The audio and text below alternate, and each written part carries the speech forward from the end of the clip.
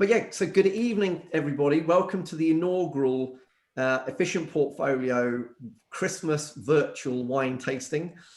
You'll remember from previous years, we've sent you a lovely bottle of port in the lead up to Christmas as a thank you for being a part of the Efficient Portfolio team.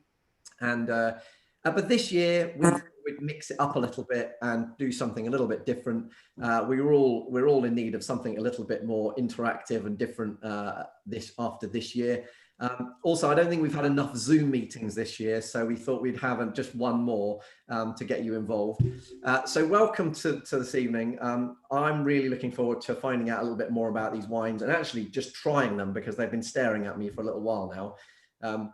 But I did say at the start of lockdown that lockdown was an opportunity to become a monk, become a hunk, become a chunk, or become a drunk. Well, this is our effort to help you become more of a drunk. So I hope you don't take that too literally, but I hope you really enjoy it. I hope you enjoy the wine. I'm sure you're going to learn loads about the wine over the course of the evening. And like Murray says, ask as many questions as you like.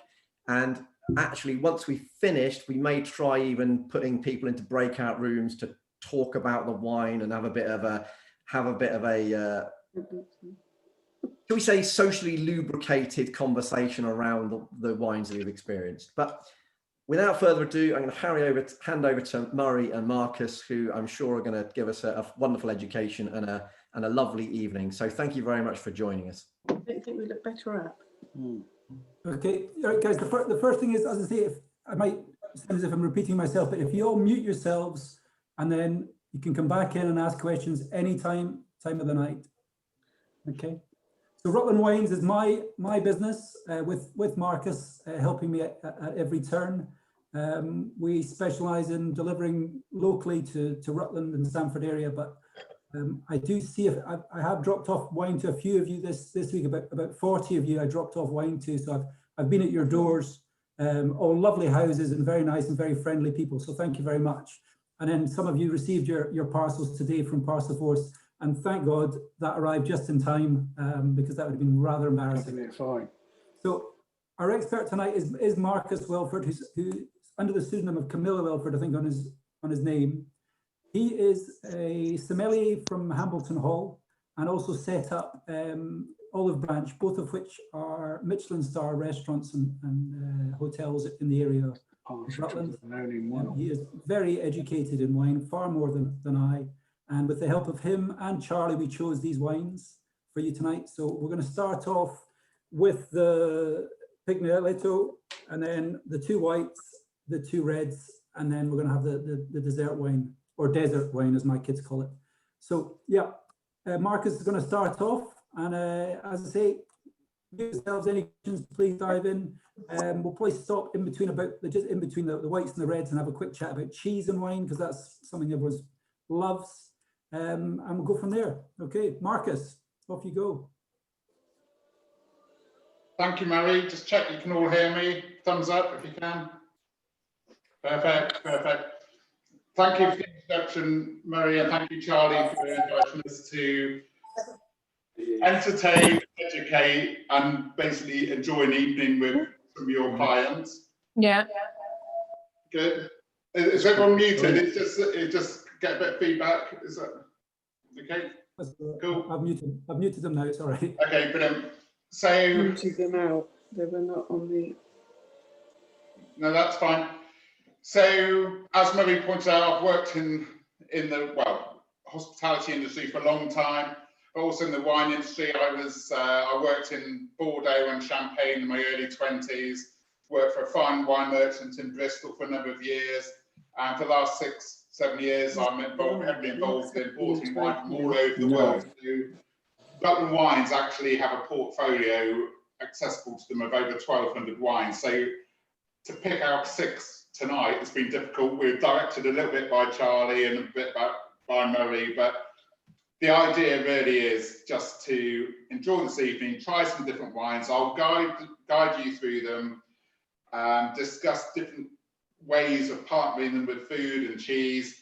But in the past, when I've done these things, I've normally been in front of a whole load of people shaking hands and chatting, but obviously at a distance now, it's really, really important to make the evening beneficial for everybody to have, you know, ask a question, have a little feedback, and it just makes the whole evening far more social.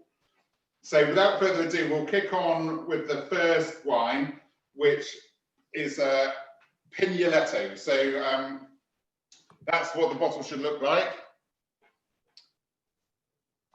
Tall, thin bottle. And it's a wine from Emilia Romagna in northeastern Italy. So I don't know how many have opened it already, but you'll probably notice when you take the cork out, it's actually a semi-sparkling wine. There's a bit of fizz there. It's made in the same method as Prosecco, which is called the Charmat method, where the grape juice is fermented, turned into a still wine, and the secondary fermentation has taken place in a sealed tank. And because one of the results of fermentation is CO2, and the CO2 can't get anywhere, it goes back into the wine.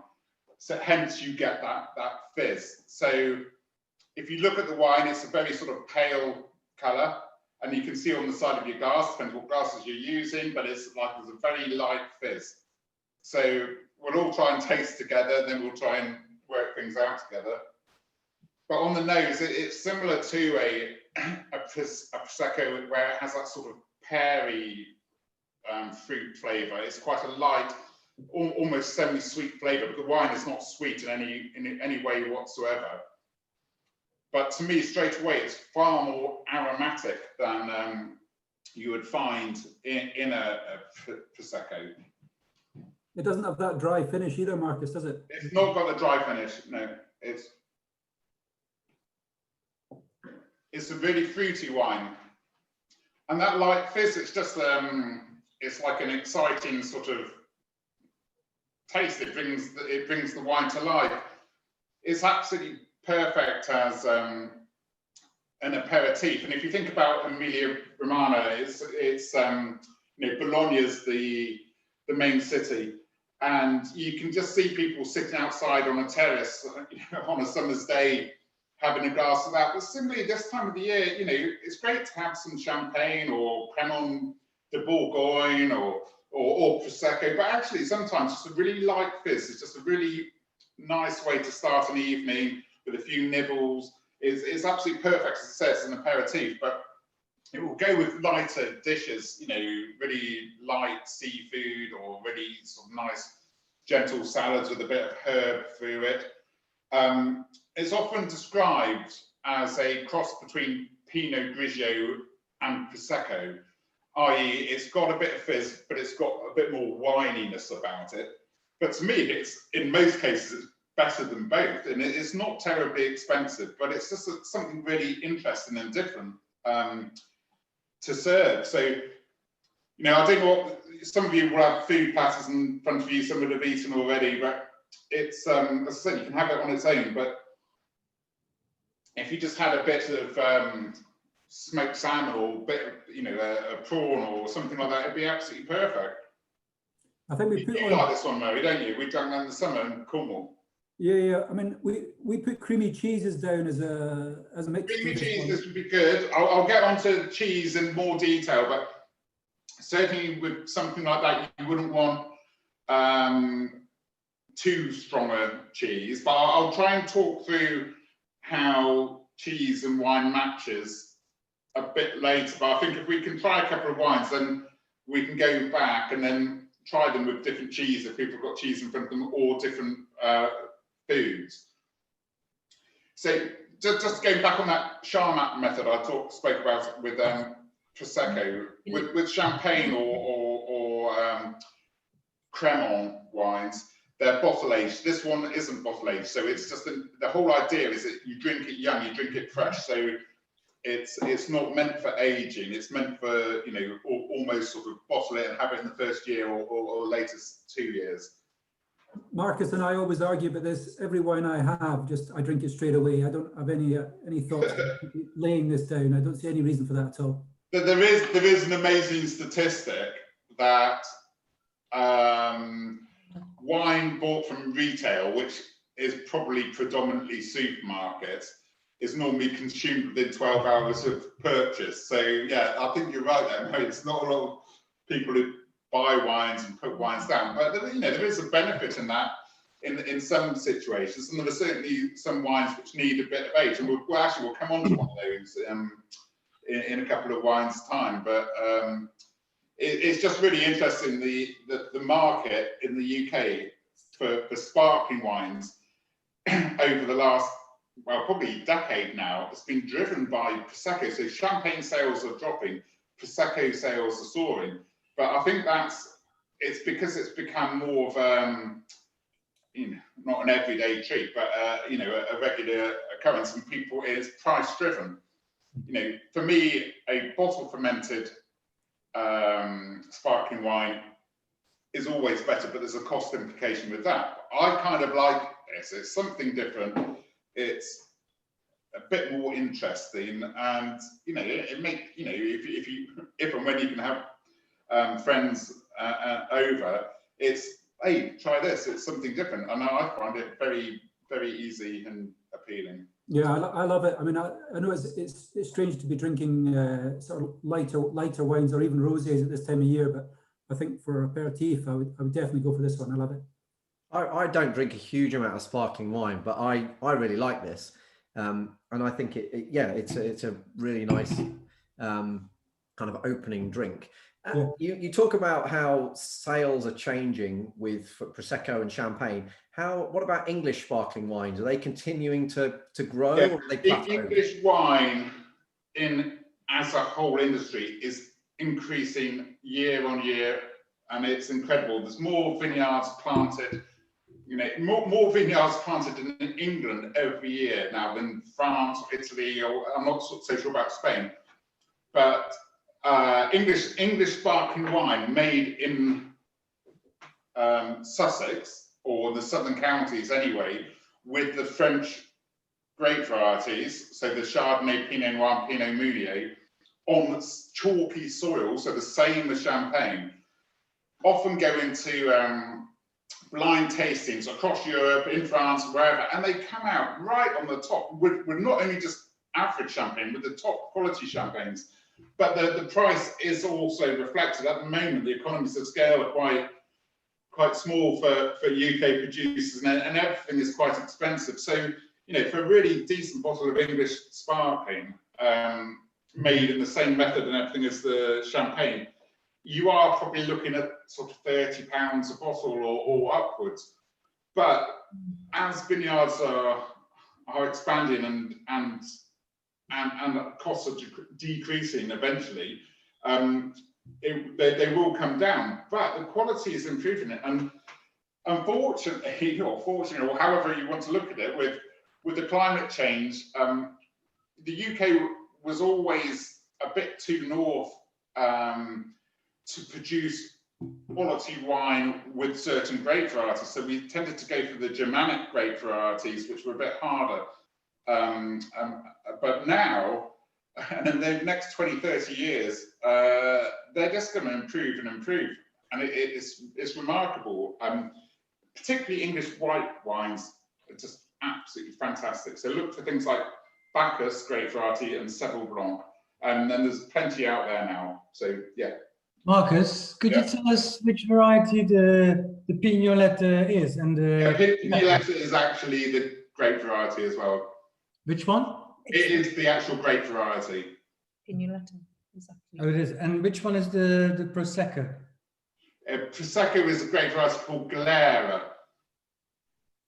So Prosecco can only be made from the grape called Glera, and it's generally it's based around two villages in Veneto called Valdobbiadene and Conegliano. And the closer you get to those towns, that's where the best vineyards are. But that's because they've got elevated vineyard positions, and they get better exposure to the sun and better growing conditions. And those are normally labelled under an authentication called DOCG, which is the top appellation, if you like, for Prosecco. Then you have a DOC, and then you can just have something called Prosecco. So it's really, really confusing.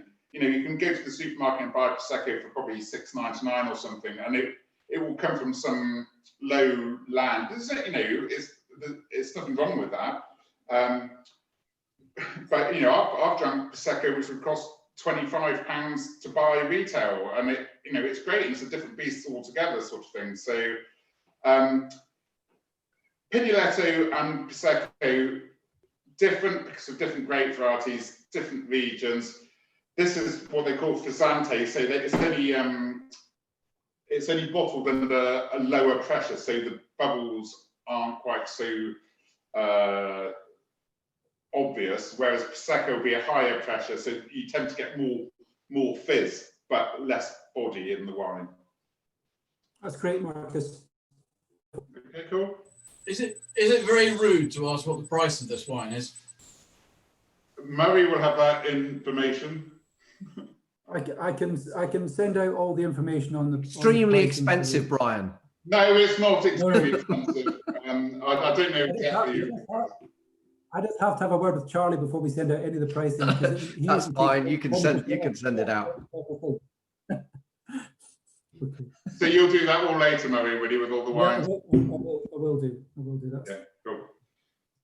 Okay, are we ready to move on to the second wine? Yeah. So the second wine, I think I've got the order right here, is a wine from, it's called Smederevka from Tikves Winery from the Republic of Macedonia, or Macedonia is, I never keep up with the name changes. It was... go and get the wine and uncork it, or undo it. Yeah, go for it.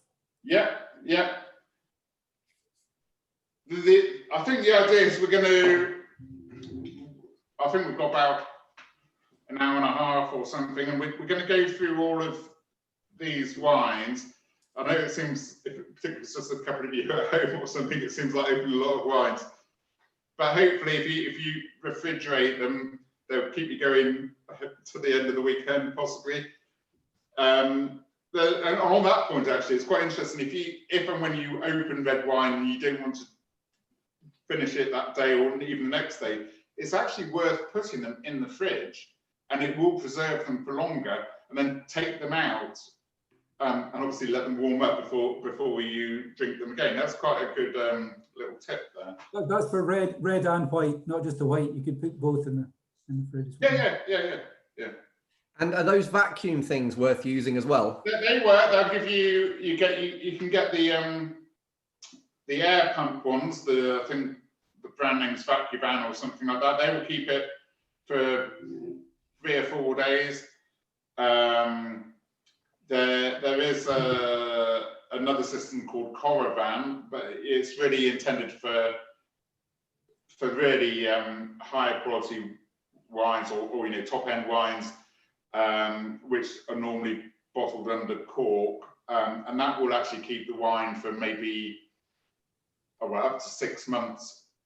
But you have to have like a gas canister in there, so as you basically take out the air and fill it with gas, and it will keep the wine in absolutely perfect condition for that period of time. But they do cost maybe a couple of £100 to buy those systems, and then you have to buy the gas canisters on top. But you know, if you want to open it, they're really intended for restaurants, but for home consumption, if you're going to open a really nice bottle of Bordeaux or Burgundy and you want to spread it over a week, it's probably not a bad investment. So, but if it's something you're just going to drink for the next 2 or 3 days, yeah, Vacuban will work really, really well. You know, the less wine there is in the bottle, and the longer it's opened, it's going to oxygenate and deteriorate. So, yeah, but as I think a half bottle of red wine in the fridge for a couple of days, open it, you know, a few days later, you won't notice a huge amount. The fact that there's only 2 people allowed in your house at the moment. Yeah, exactly. It does make it a bit tricky to finish off 6 bottles tonight, guys. So we don't expect you to finish it off. You can finish it off tomorrow. Don't worry about that. So. Yeah, but equally, we can talk about the wines now, Murray. And if people want to just open them another day. You know, don't feel obliged to open every bottle tonight, sort of thing. Oh, they definitely have to open them. Yeah. Well, All right, okay. definitely. Should we go on to the next one? Yep. So this is the Mastin one, the Smederevka from, they're called Tikvez Winery, which is the region in Mastin is also called Tikvez. And they have been producing wines for centuries, really.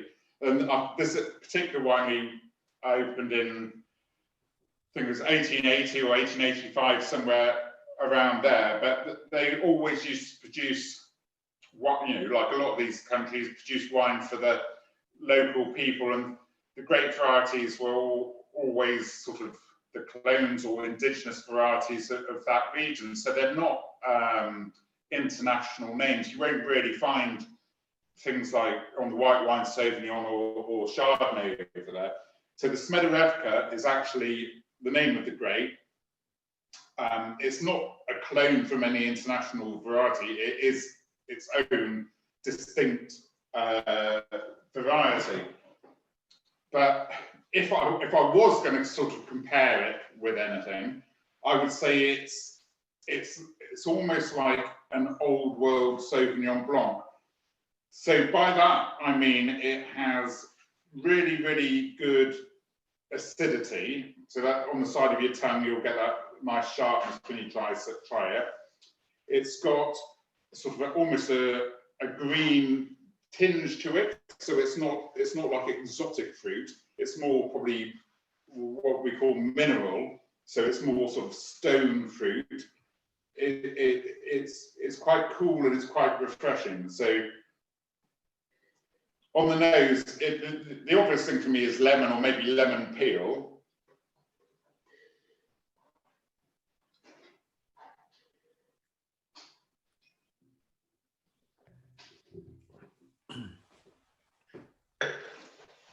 I always like to hear what other people can smell on it, because Marcus is obviously an expert, but I always like to hear if anyone else has got any strange smells that they can taste or smell out of it. It's always interests me. I'm not going to volunteer anything because I have to say I can never smell anything that I'm told that I should be able to. That's very honest of you, Charlie. That's called COVID, Charlie. No. We need to put support to do that. Smells Chardonnay-ish to me. No, it isn't really. The thing is with everybody does have different senses and appreciation of different flavors. So the thing is, nobody's right or wrong. The whole thing about wine is it's something to enjoy, and it doesn't matter if you like something different from somebody else, or if you appreciate it in a different way, or you get different flavors or pleasures from it. I think if you get a little, I always try before I drink some wine to think about where it's come from, how it's made, and what it might go with. And it just gives me, even if that's just a 2-minute thought process, it makes you think about the wine more than just something on the side. And then I think when you then go to eat something and then go back to the wine, you think about the wine again, and particularly if you're amongst friends, then you can discuss it again. And as I said, nobody's right or wrong. With this, I'm just trying to give you a bit of a guide to if you're going to pair it with food, it might be better with these styles of food or cheese because of these reasons. But if you want to go and have it with a spicy curry, that's great. But for me, it's because of that lemony sort of flavour. Obviously, any dish with lemon, it would be great. It's clearly a white wine. It's going to go with lighter dishes. It's going to be really good with seafood, lighter seafood, not like a Mornay sauce, but something simply cooked with a bit of lemon butter or something like that. Again, with things like asparagus would be good. And in terms of cheese, a lighter style of cheese, particularly anything because it's got a lovely acidity with it. So anything like goat cheese, a nice acidity to it would be a perfect match as well. And we've got feta, goat's cheese, and mild cheddar on this one, Marcus. Yeah, goat cheese is perfect. Sauvignon Blanc and goat cheese are absolutely perfect match because of that. You know, goat cheese has that natural acidity, and with food and wine, sometimes you need a massive contrast to the food with the wine. But majority of the cases, you need something which has got similar flavours because they complement each other. So this would absolutely be perfect with goat cheese. But what I've also got, I don't know what food people have got in front of them, but because it's got that lovely acidity, I've got some tomatoes here, and you can grab a tomato if you've got one in the fridge. But what's really, really interesting is if you try a little sip of the wine. This really does work, guys. If you've got tomatoes, it really is worthwhile just to show you. You know, just take that profile of wine, then have a bite of tomato. Charlie, you must have a tomato in your garden. I haven't got one in my garden. I might have one in my fridge. The problem is I don't actually like tomatoes much.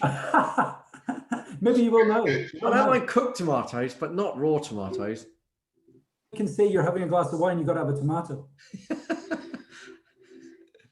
I'll give it a go. Hang on, I'll see if I've got one. When Marcus and I talk about wine, we always talk about the meals that you remember.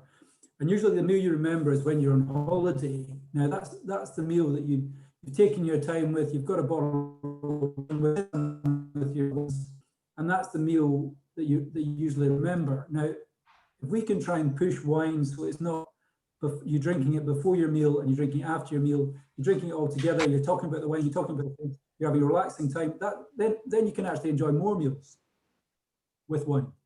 Oh, unlucky Charlie. No tomatoes in the fridge. I'm off the hook. Kids have eaten them all. Yeah, did anyone have a chance to push a tomato with that one? And did you notice how wonderful it was? Yeah, it's delicious. Absolutely lovely. Good, that's nice. Yeah, no, it really does. I honestly do think it just brings out the best, that type of wine with that wine pairing. Very nice. Charlie, have you got any wheatgrass? I've always got wheatgrass, but I'm not quite sure. Would wheatgrass go with this? Which is the best for protein shakes?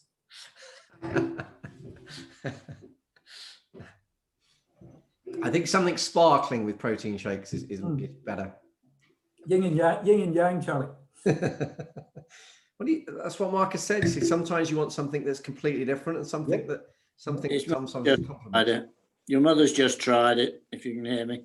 Oh, yes. But I won't be, will I? No, because that's where I get my hatred of tomatoes from. Yes, yeah, I think it probably does. Yes, they do go well together.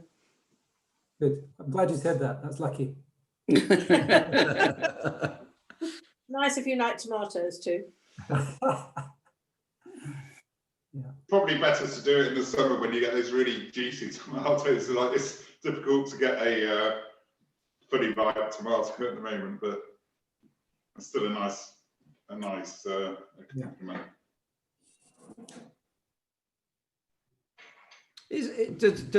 Does Macedonia produce many different wines, or it's not a wine? I was intrigued when you suggested this one. So as I said, they have. It's mainly, well, it is almost entirely indigenous grape varieties.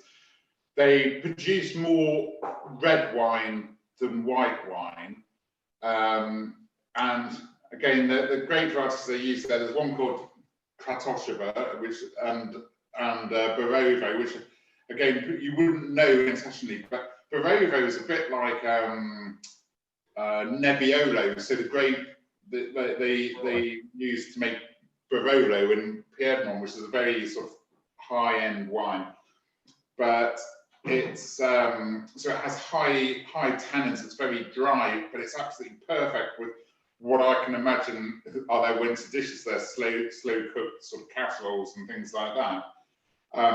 But Kratoshia is it's almost like Beaujolais in style. It's really, really easy drinking, but it looks like Ribena. It's the way they produce it is just vivid, sort of black currant tea colour, and really, really easy drinking. But it's not to everyone's taste. But I actually really enjoy it, and I quite like it slightly chilled. Again, it's got no tannins with it. It's just a really, really easy drinking red wine. But there are so many countries not undiscovered, because a lot of them have been there for forever. But you know, like Greek wines now are just incredible, absolutely incredible, and they're not, you know, the Retsini you have on holiday. They're absolutely world-class wines, made with grapes. Again, indigenous grapes, things called like Malagusio and Assyrtiko, and the island of Santorini produces the most intense white wines you can imagine. They're like Puligny Montrachets on steroids. They're just absolutely intense and incredible flavors. But again, they're not cheap now. But compared to like high-end Burgundy, they're absolutely brilliant value. But unfortunately, the Americans have got hold of them, and they kind of realise this, and so the price is going up every year. So if you're looking to invest in a bit of white wine, Santorini Assyrtiko is the place to go. Or you know, you can just put it in your cellar for 5 years. It's only going to get better. So yeah, there's really interesting wines from everywhere, Lebanon, everywhere. So I'm just trying to give you a bit of a flavour of different things. Macedonia. The Malagusia, whenever we've had that wine tasting, that's people just can't believe how wonderful it is, and they've never tried it. They'll always. Well, you wouldn't go in somewhere and say, "Oh, I'll have a bottle of Malagusia," unless you knew anything about it. It's a risk, isn't it, sort of thing. No, if I'm at a dinner and out for a meal, and someone says, "Murray, can you choose the wine?" To have the I would say balls, but balls is probably not the right word. To order Greek wine is very. If you get it wrong, you're in trouble. But that is an absolutely fantastic wine. Brilliant. And you're seeing there's quite a few Romanian Pinot Noirs knocking around nowadays, which.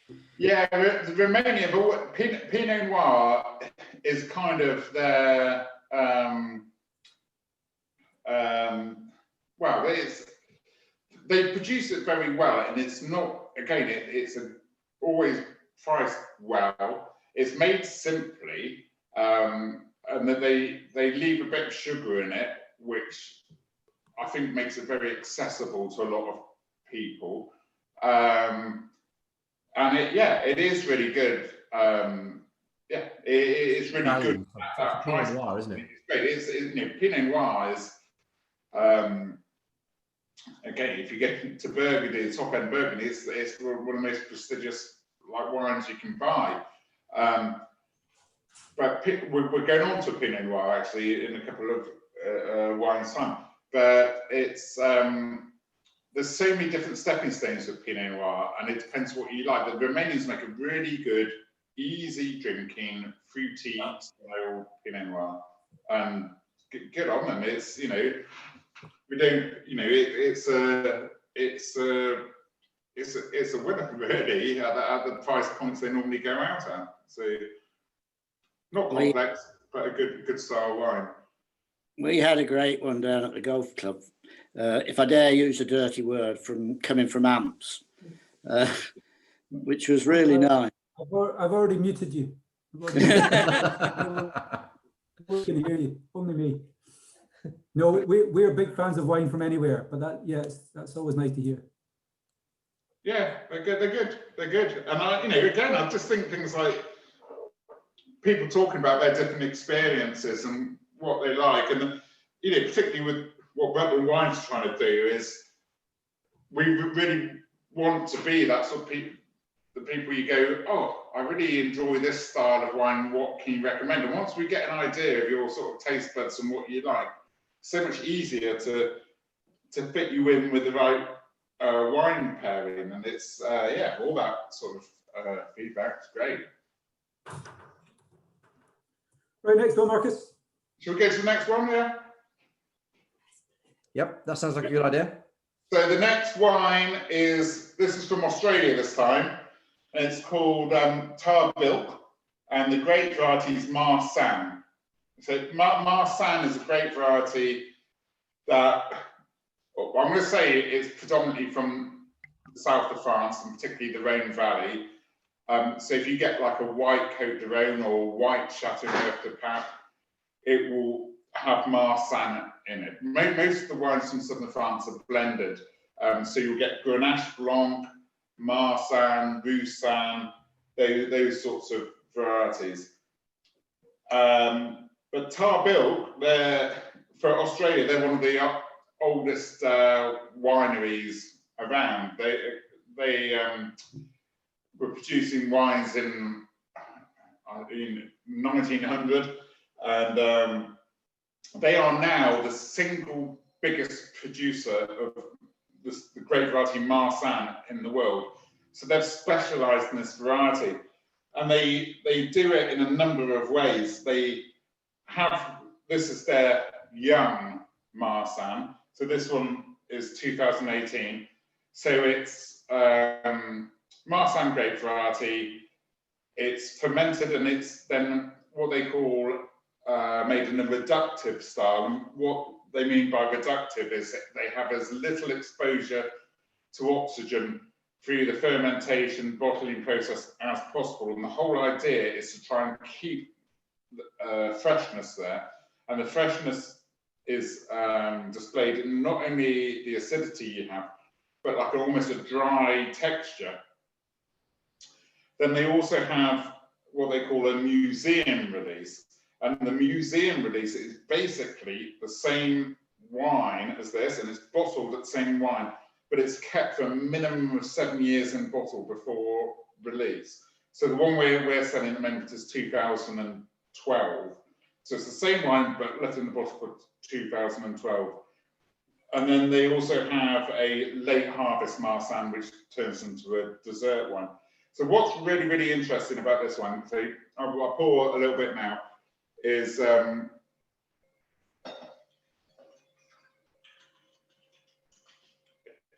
has a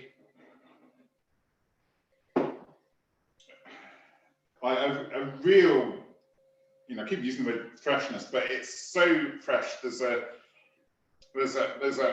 power behind the wine. It's left on its lees, which is like it's indigenous yeast, for a long, long time before bottling, and then it's for a white wine. Even without tasting it, you can feel it's got body and strength and texture. But once it's left in the bottle, it's obviously got that fraction of oxygen at the top, and it will slowly mature. So you leave that in the bottle for 7, 8 years, or however long you want to leave it for, or you can buy the museum release. It will turn into like a massively dark golden colour. It has then sort of tertiary aromas. It's got sort of, without being in oak, I think this actually goes into oak for like 10% of it does, but it's got like vanilla-y flavours, it's got unctuous sort of honey flavours, and it's an inexpensive wine, but it can just age and age and age. But this is like the young example of it. So you can feel the power and the strength behind the wine. I think it's always nice to hear Marcus talk about wines like superheroes, feel the power when it comes to this sort of thing. But it's one of these wines, when you talk about a three-dimensional wine, where the first taste is one thing, the second taste is another thing, and the third taste is another thing. And that's where you talk about the complexity of the wine. This is an absolutely fantastic wine. And as Marcus says, this is one of the young ones. Yeah, it's a young one. I know nobody's going to say, oh, I'll get a few bottles and shove that into my cellar or wherever they keep it for a number of years. You're probably not going to do it. But you can buy the ready-made version if you like. And it's just incredible. But what I find with that, for a white wine, it's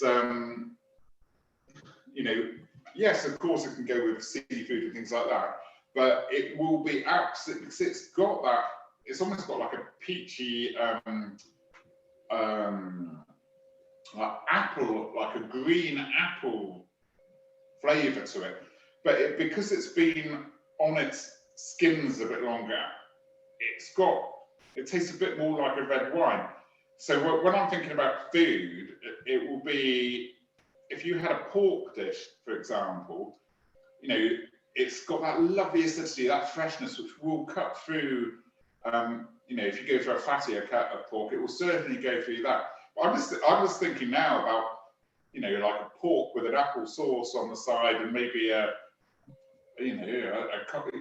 coleslaw or something like that. Those sorts of flavours will just work fantastically. But Charlie, also, I'm sure you've got one of them in the fridge ready for you. have I got? Yeah, I'll just get the roast pork and the coleslaw out. Yeah. But it's also because it's got that body and it's got that it's got a dryness, but it's got like almost a limey tinge to it. I just think it with like anything slightly spicy, like a sort of, you know, Asian kind of dish, sort of. I'm thinking, I don't know, chili prawns or you know, like a Thai green curry, that sort of thing. It's because it will cut through any spiciness there, and then you go back in this acidity, and it's sort of really lovely marriage. I think when the I would tell, if you do get the opportunity to try the 2012, it's just, if you had them next to each other, which we probably should have done tonight, but it's, you know, one's pale and one's golden, and it's exactly the same wine, but just left in the bottle for 6-7 years, and it just develops into something on another level. And they're not, again, I haven't got the prices in front of me, but it's not crazy money at all for like a really proper old aged wine. Has this had any exposure to oak? Yeah, I think it's 10% goes into oak, but they don't want to put too much in there because they want to keep that freshness.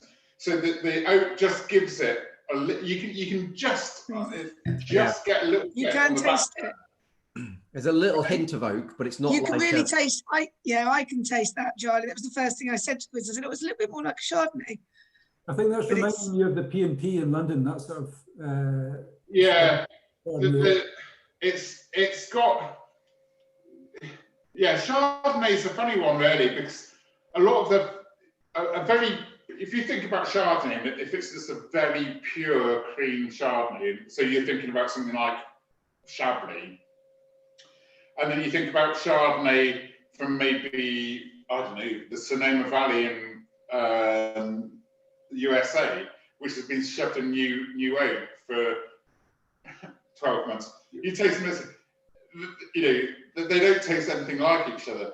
The fundamentals of Chardonnay, I think, are really, it's kind of medium bodied, and it's got some melony fruit, and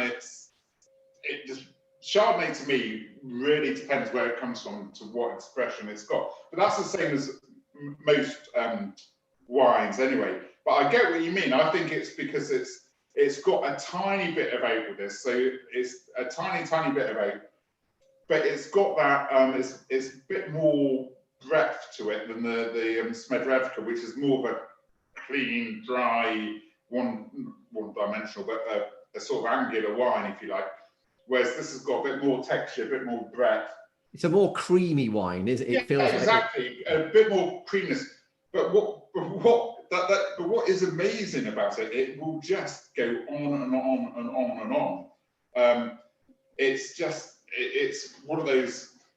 It's a really unusual grape variety in terms of people just producing it on its own. I think when a curry arrives home, or an Asian dish arrives home, sometimes you're not sure what to mix it with. And for me, this is number one on my list because it really does go with with the curry dish. Yeah, it will. Yeah, definitely. Yeah, I really like it. I think it's really nice. Chardonnay's it's got a funny reputation with some people, isn't it? I've heard it referred to before as ABC wine, which is anything but Chardonnay. Yeah, that was all really derived from probably, I don't know, the Aussie ones and 90s or yeah. But it's as you say, it's a brilliant grape. There's some amazing. Chardonnay produces some of the best wines in the world, but it's how it's handled. But there was a huge phenomena where it's probably again like maybe early 90s, I would say, is that Chardonnay became very fashionable, and then it was only fashionable really because people attach themselves to the name Chardonnay, whereas obviously in France you don't see wines labelled with their grape variety; they're labelled by their region. So a lot of people are oblivious to what grapes go into a Chablis or Bordeaux or Puligny-Montrachet or a Sancerre. But this name Chardonnay became so fashionable, and it was all picked, and that's all New World driven. And the New World at that time was all driven by Australia, and they put everything in oak, or they put oak staves into the barrels. It was all about this big oaky thing, and that a lot of times was done very, very cheaply to produce an almost artificial oakiness and vanilla-y flavour. And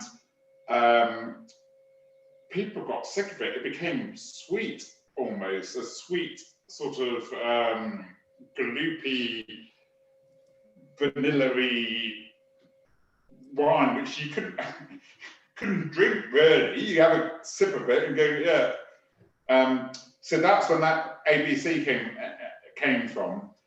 But since then, Marcus, I think you need to just have a quick chat about the cheese, and then we'll move on to the reds. Yeah, sorry, okay, I'm getting told off. Okay, very, very quick guide to cheese and wine, and I'm going to do this as quickly and as succinctly as I can, but it's probably quite useful for if you want to go back, if you've got cheese with you, to go back and taste different things, or when you go onto the red wines, try them. So I'm just going to split. Sorry? You will be quizzed on this afterwards, so make sure you... Okay. I'm going to split cheese into 6 different categories, really, really simply, and give you a very simple guide to how wine should match with them. So the 6 cheese styles I'm going to talk about are, the first one is what I've called like fresh cheeses, and by that I mean like white cheese. I mean things like feta, ricotta, mozzarella, goat cheese. Okay, so those cheeses have, goat cheese can have a strong flavour, but they're very mild flavours. They're fresh. They have acidity. They need to have on white wine a very light, fresh, easy drinking style. So again, something with acidity. So maybe Sauvignon Blanc, Riesling, or the Smederevka we spoke about earlier. Then you go on to like bloomy cheeses or white-rinded cheeses. So we're talking about things like Camembert and Brie, which are a bit creamier, but they generally are still relatively mild in flavour. So that they need something with a white wine. The same white wines can still go with those, but you're looking for maybe a white wine with a bit more body to it. The perfect combination of a Camembert is probably a sparkling champagne, Cremant de Bourgogne, which has still got a lovely acidity, a bit more creaminess about it.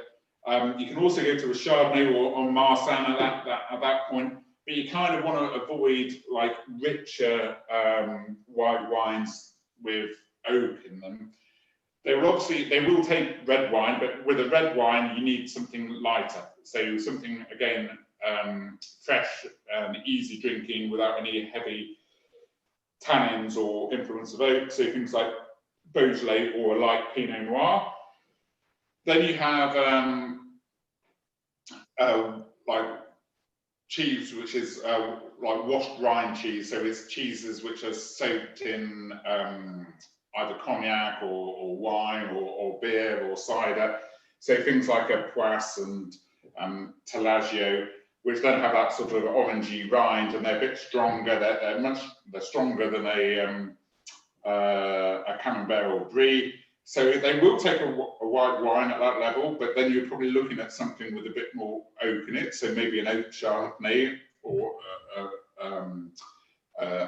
Côte de Rhône, but they will take you medium-bodied sort of red wine. So you're thinking about Pinot Noirs, maybe a Merlot and things, and that sort of style, or Cabernet Franc's another good one. And then you'll go on to sort of semi-hard cheeses, so things like you know, a younger Gouda or a Gruyere, you know, your sort of bendy cheeses, and they will like. They're not so great on white wines unless you have a bit of complexity with it. So they will go to something like an older Riesling would be quite good. Or again, your sort of classical Burgundian white wines, and a red wine with a bit more substance. So you're looking for a younger Bordeaux, maybe some of those like a Chianti Classico, not to a reserve level. Then Cheddar's a classic one, so it'll go with most red wines. You know, the older it is, the Cheddar, the stronger the flavour of the wine. So you can then start getting into your Malbecs and your Cabernet Sauvignons. There are still white wines which will go with it, but again, you need that good body and acidity. And then really you go on to your blue cheeses, and blue cheeses, the classic combination is port, but there's a reason for that, because blue cheese is obviously quite salty, and with real salty cheese like that, you need sweetness. That's why port is a classic thing with it. But that's also, we'll get onto it, we've got a sweet wine later. The sweet and salty really do contrast but work perfectly together. If you're not going to have a port, you can think of things like Bagnols from the south of France, or you know, white port would work to a certain extent, but if you're going to go for a red wine, get something with as much, you know, that's when you really want a sweeter New World wine, maybe something like an Amarone from Italy as well. So that's a really quick guide, but if you have got cheese in front of you, just think, right, oh, that's a lighter one, go with that lighter cheese. And again, it's really worth trying your different wines with your different cheeses. I can tell you this, but until you do it yourself or with your friends, that's when you go, actually, that really works, you know. So there we go. Can I ask, given you're in Rutland, yeah, what would you recommend to go with one of my favourites, which is a nice aged red Leicester? Yeah, so you're looking at, you know, and an aged red Leicester, again, you're looking at a what I call a hard cheese, if it's an aged one. So in terms of red wine, you need something with enough body, but you want I love it. You talk about like Sparkenhale or something like that. Which are you in particular red Leicester? Yeah, like a Sparkenhale. Yeah. So I you know, this is just me, but I would go Italian. I'll probably go Tuscany. So I've been looking at a Chianti Classico, or possibly like possibly something like if I smooth over a bit to like Valpolicella, but if you possibly have Valpolicella Ripasso, again with a little bit of sweetness to it. I love Sparkenhale because it's got, I don't know, it's just got that such it's so distinctive. Red Leicester is so underestimated. I'm so Please. Yeah. So I mean, I think Primitivo goes quite well with it as well. Yeah, exactly. 'Cause it's got a bit of sweetness with it as well. So Yeah. you know, it's not sweet wine. Don't get me wrong, but it's got that real fruitiness. Yeah, I think that's a really good choice. Red Leicester is one of those cheeses where people kind of sometimes think of, oh, this bendy red Leicester thing, but it's not. Proper Red Leicester is just one of the joys of the cheese world, really. So, yeah. Cool. We've got Okay, thank you. Appreciate it. We've got loads of Primitivo, John. No, we would have if we didn't keep drinking it. I can deliver tomorrow. It's Primitivo is also the same grape as Zinfandel, isn't it? But they only It's the same grape. It's in Italy it's called Primitivo, and then in the States it's called Zinfandel. It's a really early ripening grape. Primitivo. My Italian's not well. It's not brilliant. It's almost non-existent. But I know that Primitivo means like first ripening or something along those lines. So it gets its sugars really early, and then it can still sit on the vine and produce a real luscious style of wine. Generally in California, they leave it on the vine too long or long enough for their market, but they want to produce a really super sugar-loaded wine.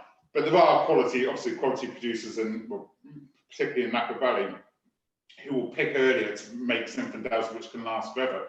But if you want Primitivo, you need to go to quality Primitivo. You go to southern Italy, you go to Apulia, you know, the heel of Puglia, however you want to say, the heel of Italy, where there are some absolutely outstanding Primitivos. And for me, that's the place, unless you go maybe to top end Californian wines.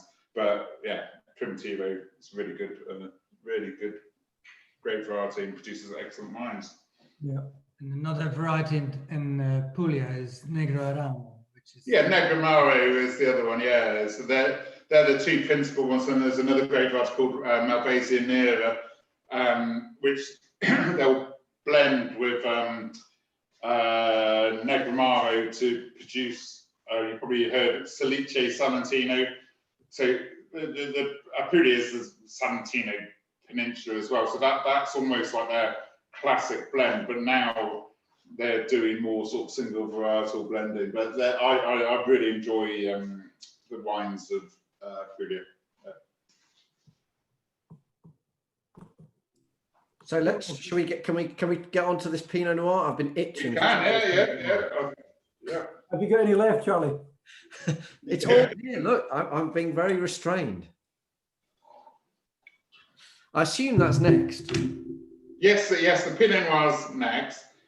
So the Pinot Noir, we sort of touched on this earlier. It's, you know, obviously the classic grape variety from Burgundy, and produces Romani Conti and, you know, Gevrey Chambertin and all these great names.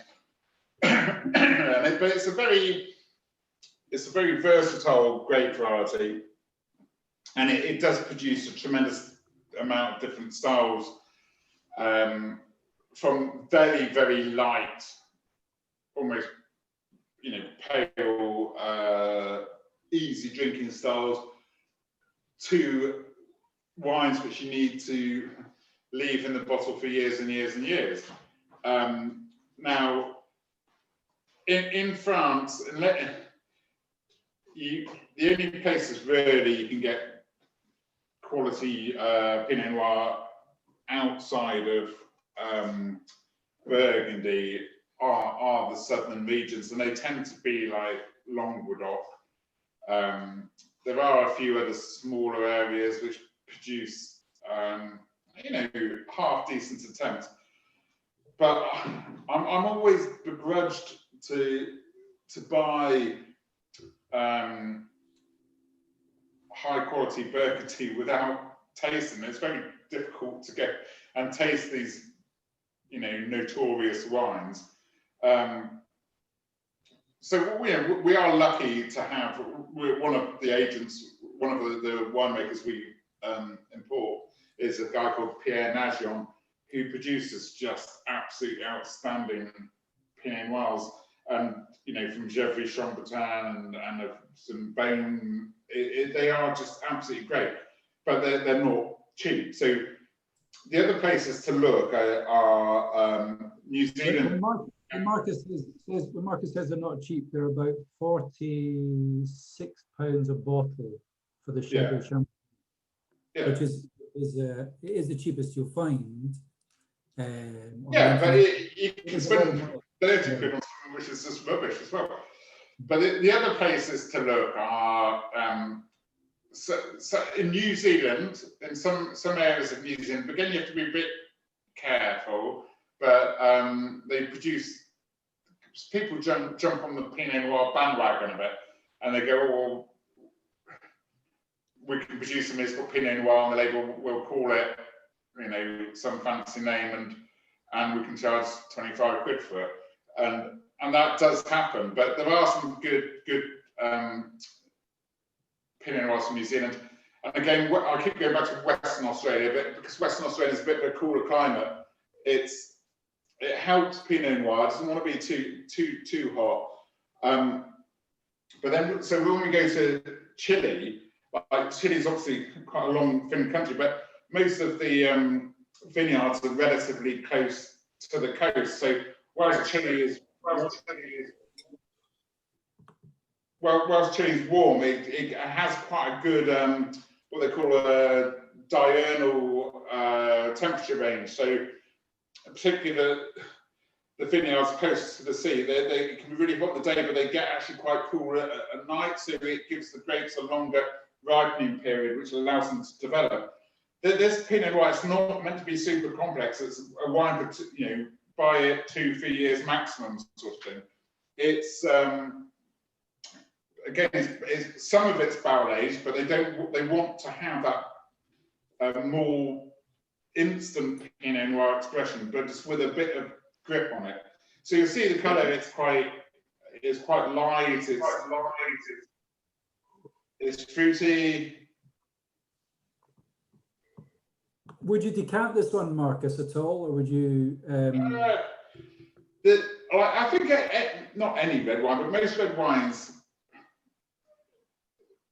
with a bit of time in a decanter, or even your glass. This is why I've said to somebody else actually earlier today. I said, look, if you just pop it in your glass for, not that we follow procedures like this, but if you're doing for a tasting, just put it in your glass for 10 minutes. It just gives it time to aerate, and it's going to help get a rain result.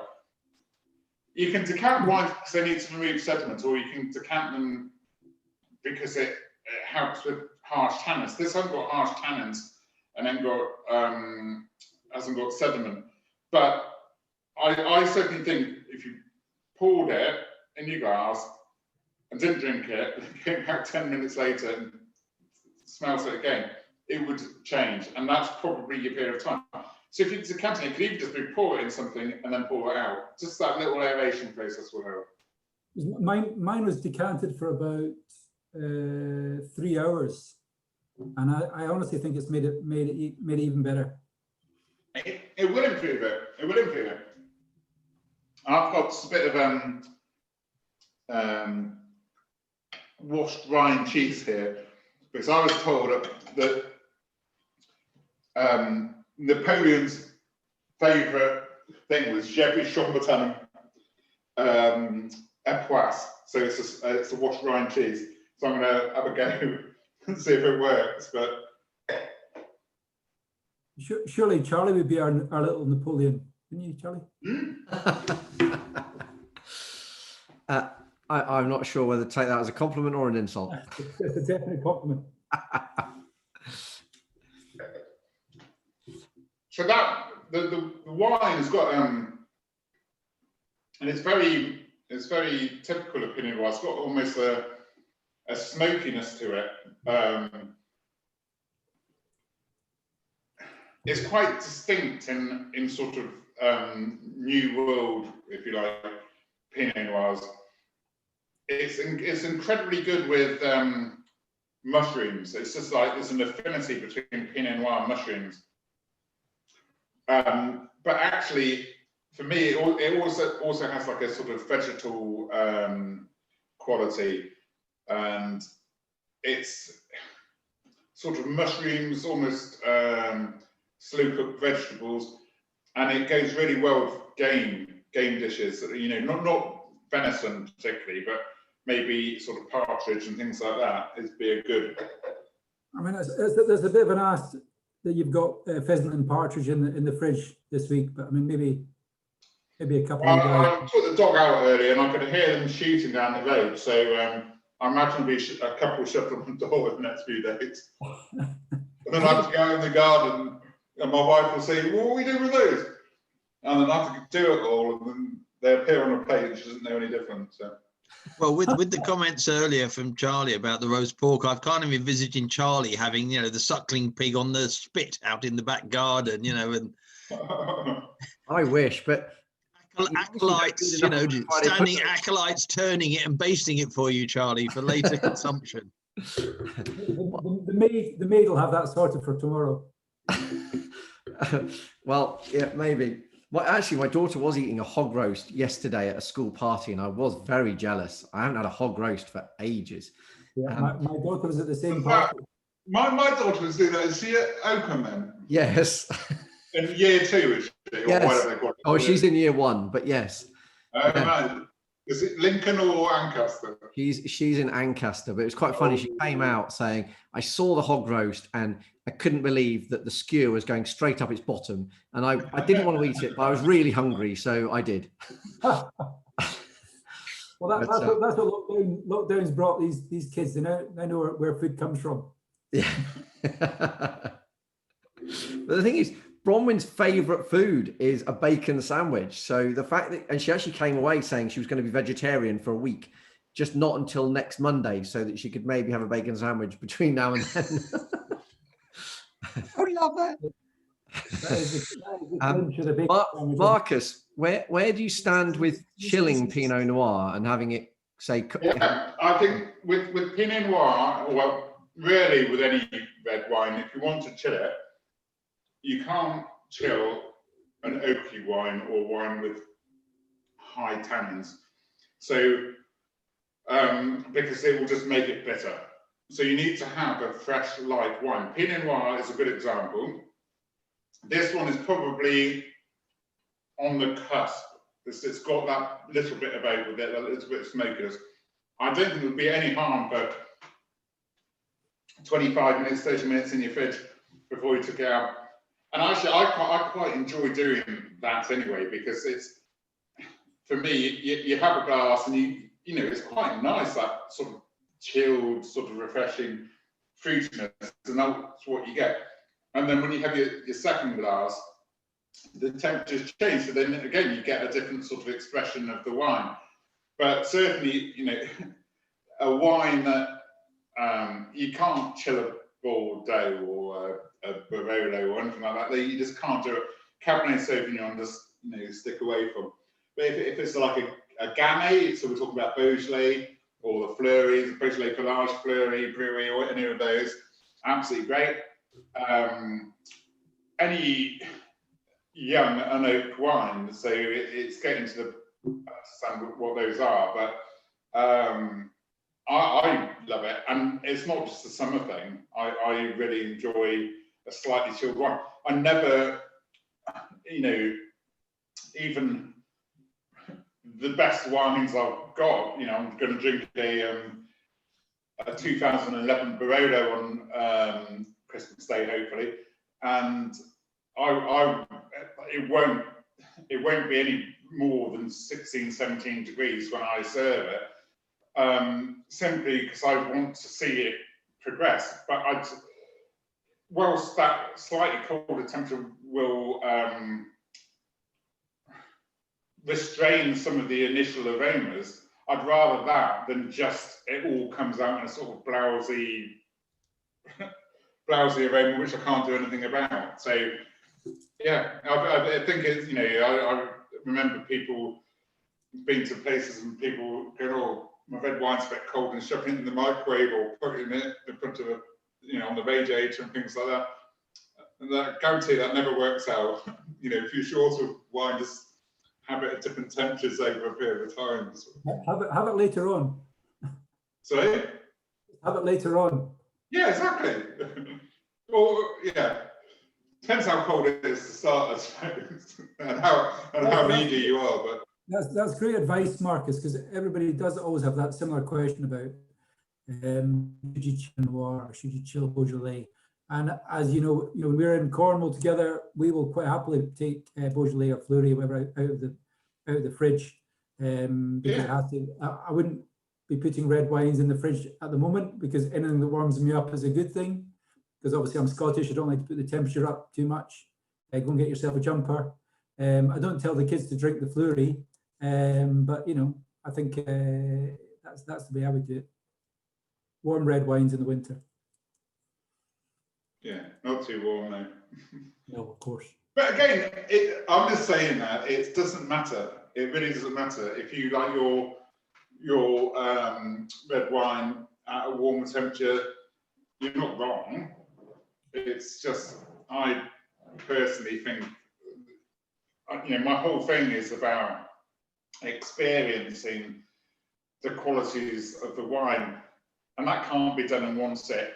And it can't necessarily be done at one temperature. It's if you can sort of see it through and enjoy it in different levels. It makes the whole experience better. And I think the smell of this wine is just absolutely fantastic. I really do. I mean, it's gorgeous.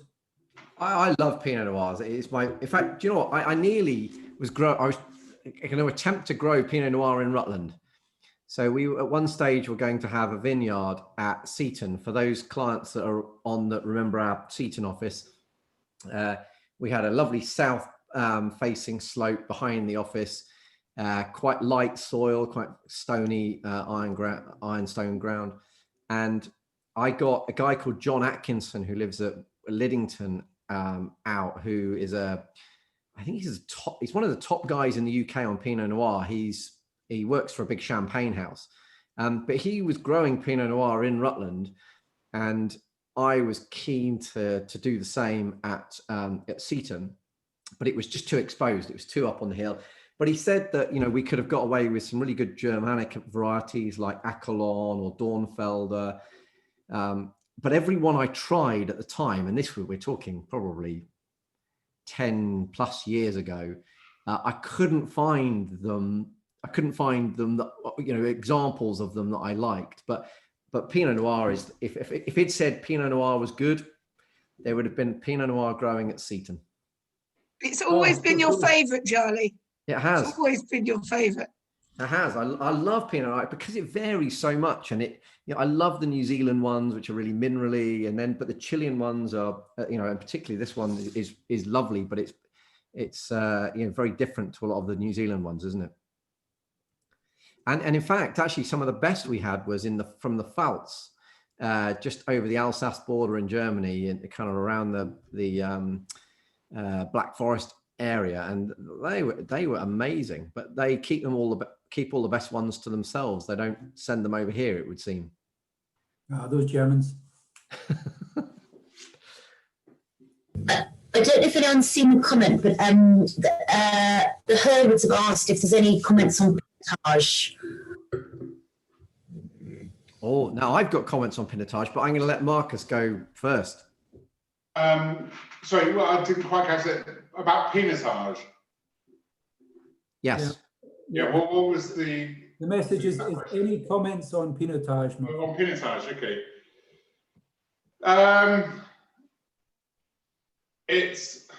Pinotage has to be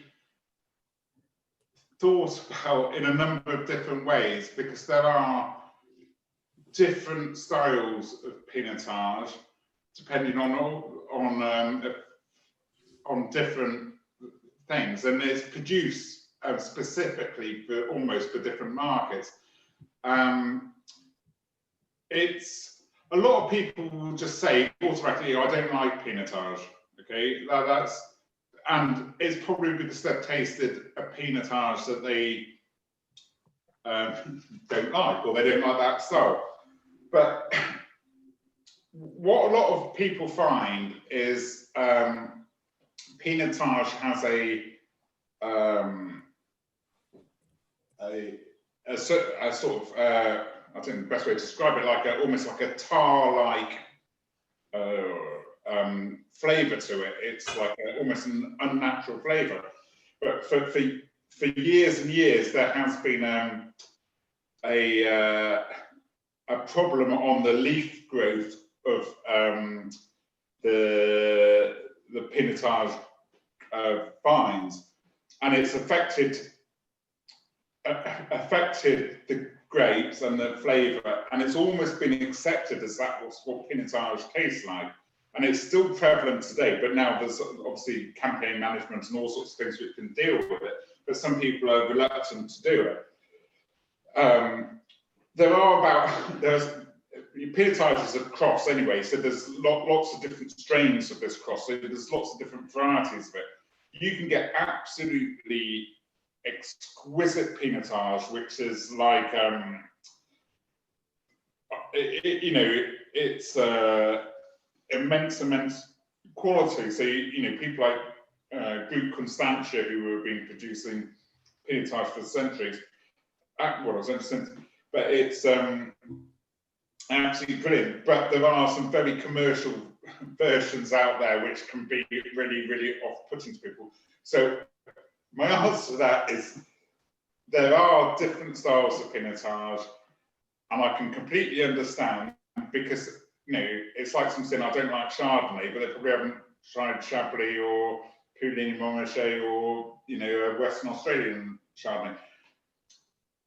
We're just talking about grape variety, and of course it all comes from South Africa, but within South Africa there's a great variation. I love the very good high quality pinotage, and I can't bear the commercial ones, is my answer to that. Charlie, are you going to top that up, are you?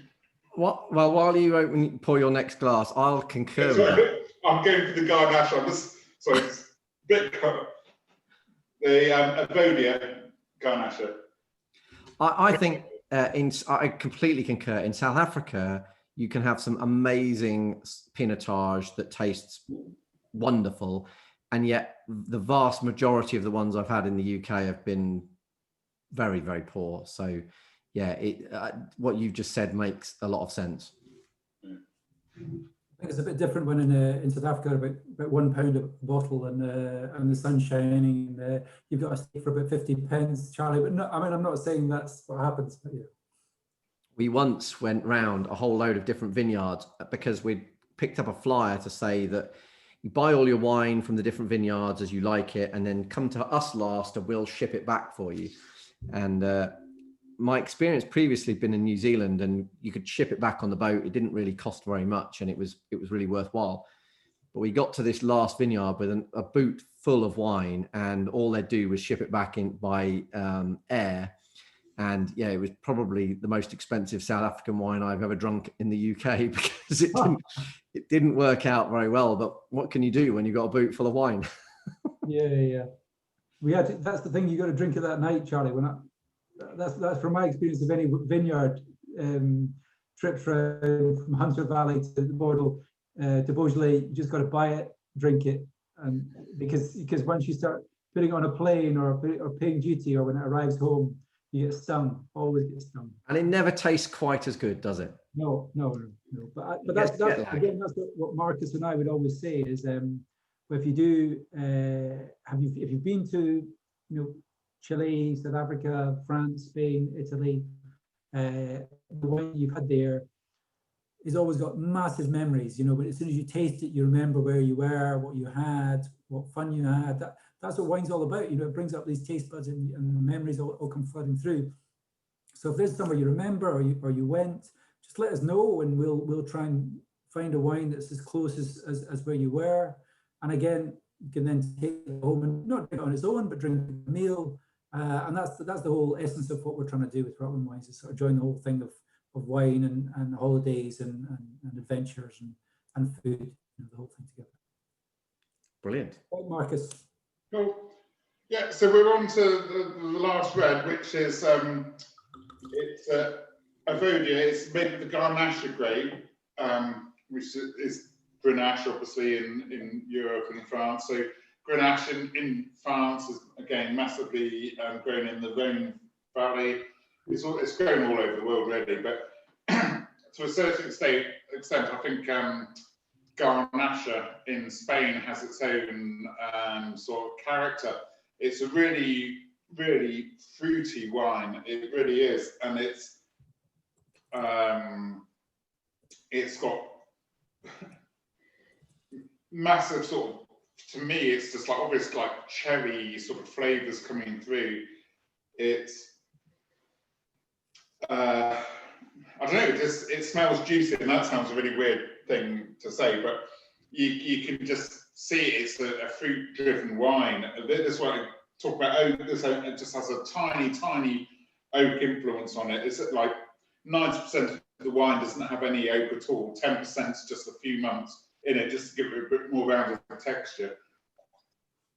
But it's so versatile again.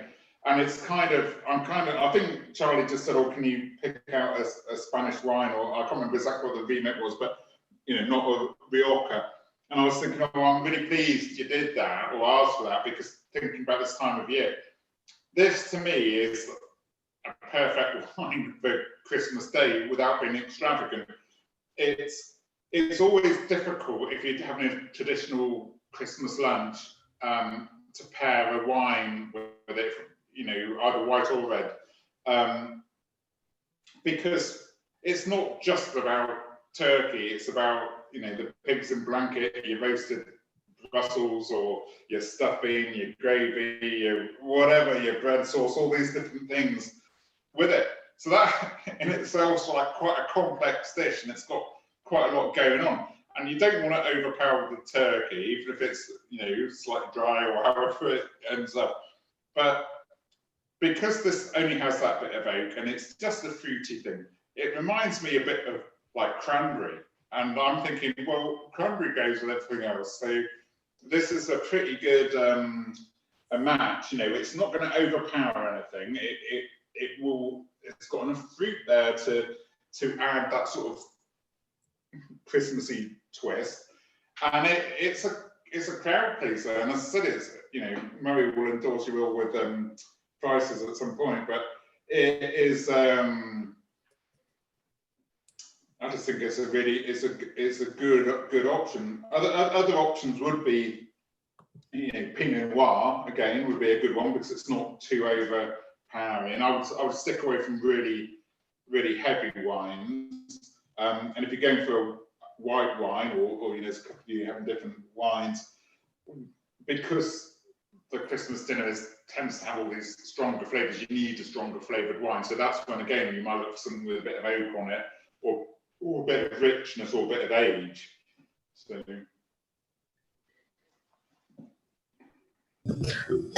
Marcus, we have a question from Sarah, and that's how does the alcohol content of the wine affect the taste of it? Well, I think again, it depends on the type of. If we're talking about the alcohol content and pairing with food, obviously, if something's relatively light in alcohol and it's going with a stronger flavoured dish, it might get overpowered. But that's not always the case. That's quite not an in-depth question, but it's quite a tricky one to answer, because you can have a lower, if we're talking about white wines, you can have a lower alcohol wine with higher sugar levels, so it won't necessarily pair with certain food types. But generally, if you've got it's very difficult question to answer, but if you've got a fresher style dish, I would look for, and you're drinking a white wine, I would look for a lower alcohol wine. But lower alcohols, it tends to be getting lower at the moment. The was times when you get white wines at 14, 15% quite regularly. But when I'm saying now, lower alcohol wines, probably things around 12%. So you're looking at the cooler climates, so maybe northern Italy, parts of Germany, that sort of area, or northern France. They would generally go with lighter, fresher dishes. And then with red wines, again, it's kind of the wines with less alcohol tend not to have too much oak with them as well, and they'll go with fresher, lighter meat dishes. I'm sorry, that's not the best answer, but it's quite a difficult question, that one. Well, I can give you the Glaswegian answer, which is the stronger the wine, the nicer it is. But I don't think that's taken me a few years to go over that scenario. And now it's more to be honest, Murray, I messaged Sarah about my family's Scottish as well, and I said the higher the alcohol, the better the night. So my answer is helpful. It's taken me probably about 20 years to go over that scenario, and now it's more the taste I like rather than just the alcohol content. And I don't look at the alcohol content the first time I look at a wine. I literally look at the background of the wine, where it's from. No, but yeah, I do get the gist of the question. Well, I get the whole question, but it's just there are so many different levels of depending on the alcohol content of the wine might be there for different reasons, and it's you know, it depends. What quantity you drink it in. So, Marcus, that leads me on to a separate, sort of similar question, which is, what do you make of alcohol-free wines, and have you found any that are actually worth drinking? No, is the answer. But apparently there are some good ones on the market. It's Charlie. Any more of that, and you'll be muted. It's something I haven't looked into, but for me, if I'm going out for the night, which I'm temporary, or whatever, I don't feel the need to have alcohol-free wine. I don't know. For me, there's so many interesting non-alcoholic drinks out there now. But I'm not saying there's no reason for them, because I know it can just be nice to have a glass of the same looking drink as whoever you're sitting with. But I don't know. I just kind of think there's enough out there, but I don't know enough about it, so I can't really comment any more than that. Sorry. I think it's an interesting opportunity, isn't it? Because alcohol-free beers have gone from being really rubbish to actually there's some out there that are really quite good, and they're selling very well. I'm yet to find certainly an alcohol-free red wine that is even up to standard with Ribena, and the white wine is not much better. So it seems to me like the person that cracks that market has got an incredible opportunity. Possibly there would be, but then it's incredible. It's what's the alcoholic gin? It's Seedlip, is it? Yes, Seedlip. Yes, Seedlip. And you just if you think 20 years ago you'd say, oh, you can buy a bottle of non-alcoholic gin for £20 or what it is, £25. 25 with no duty. Yeah, you'd be thinking, what are you talking about?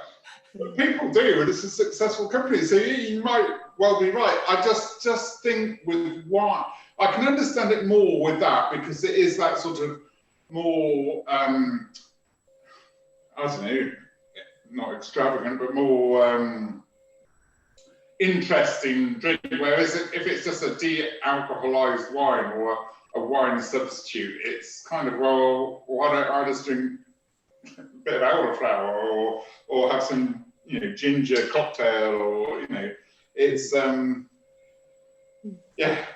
you're probably right, and this time next year I was saying, why didn't I take this conversation further? But well, Charlie, I was listening to a wine grower from South Africa, and he said it's impossible to make a low alcohol wine that's drinkable.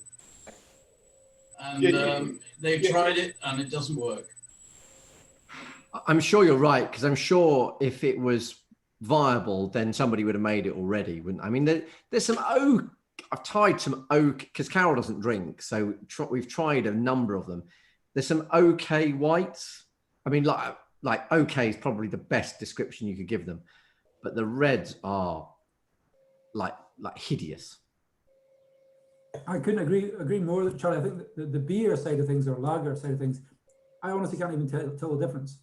I just think they're so good at what they're doing, you cannot tell the difference between the two.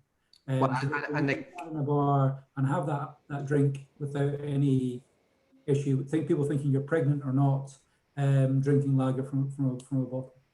Yeah, I agree. Marcus, can we ask a question about Italian red wine, since we're on the red wine tasting? We like Valpolicella. That might be a go-to, not because we're educated on red wine, just because we like the taste of it. Are there other Italian red wines that you would call out or recommend, just by way of direction? I love Valpolicella. Do you normally just drink straight Valpolicella, or does it say Ripasso or anything else like it? Ripasso is something that's written on some of them. Yeah. So, Valpolicella. If it's just a straight Valpolicella, it's a really fruity wine. It's probably a bit similar to a Garnacha, but it's not quite as intense as that. Ripasso means that it's been passed over, basically semi-dry grapes, so it has a more intensity to it. And I don't want anyone to get me wrong when I say this, but it makes it slightly sweeter, because it's not sweeter, it's just the fruit is sweeter. The actual wine is dry, so there's nothing wrong in enjoying that style.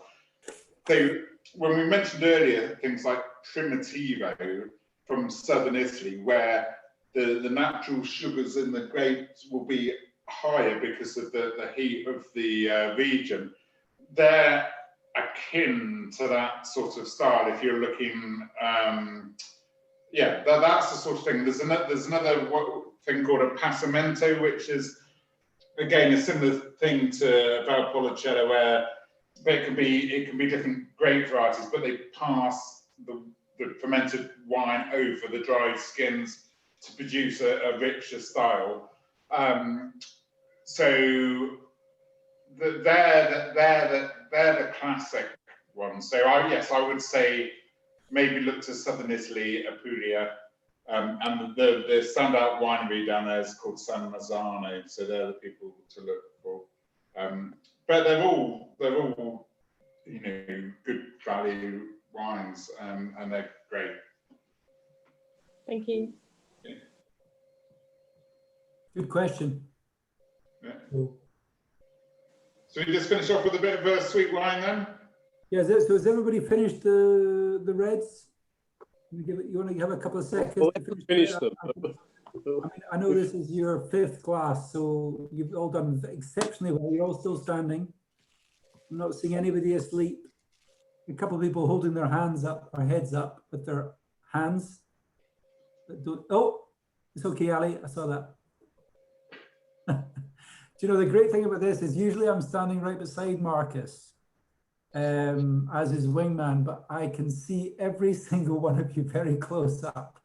So I can see exactly what you're doing. There's absolute quality watching you all enjoying yourself, eating away. It's very voyeuristic, I think the word is. It's all because if you're having a good time, which is great, and you're all having a bit of food and a bit of wine, and I love it. Absolutely love it.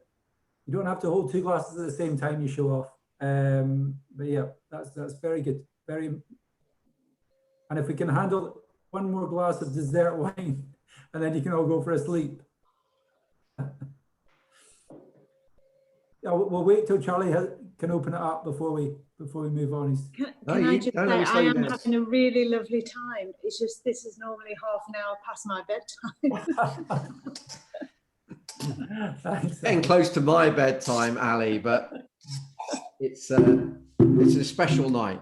As I say, guys, we're very welcome. Any questions you want to ask, absolutely delighted. There's no such thing as a silly question, except from James. James McBain. He's always got a silly question about this time. He usually has silly questions after about 6 glasses of wine, but yeah. I'm really pleased we've got a dessert wine, because I always, the reason I asked you to have a dessert wine is that I think there's a very split opinion on dessert wine. There seems to be quite a lot of people that go, oh, dessert wine, too sweet, wouldn't touch it. And then there's the lovers of dessert wine. I'm definitely a lover of dessert wine, but I always think, what do you find with that, Murray? Oh, do you know, the worst thing about dessert wine is when you're left to down a bottle on your own, because it's a nightmare. A whole bottle of dessert wine. I don't know who can down a whole bottle of dessert wine. I tried, I can't do it. I mean, you can even put 2 chocolate cakes and a bottle of it. You can't do it. It's impossible. It's impossible. And if any of you have done it, please do text me or message me. It has to be a small bottle, and Charlie's chosen an absolute cracker for this one. But and again, I'm sorry you can't have friends round, guys, because you know, if it's the 2 of you, or usually there's 4 or 6 in the wine tasting, virtual wine tasting we've had in the past. And I know you're all on your own, but Charlie's chosen a little bottle of dessert wine, and as Marcus says, this could last you for, you know, 4 days. So every dessert you have, depending on how, I mean, obviously Charlie's usually got his wife's making different desserts every night for him, or his maid's making, I don't know who makes them for him. But you know, but I'm sure you guys will have dessert every night, even if it's just a little pot. Dessert wine, I think it's so underrated because it's so fantastic, and it just takes a bit of effort to sort of to have the whole meal and then to finish off with the dessert wine. I think I love it, absolutely. If ever there was an excuse to have a dessert 3 nights on the trot, it's the fact that you've got a bottle of dessert wine open. Yeah. So there you go. One goes with the other, doesn't it? Yes, definitely. Yeah, great choice, Charlie. I do think it was a great choice to finish off with that.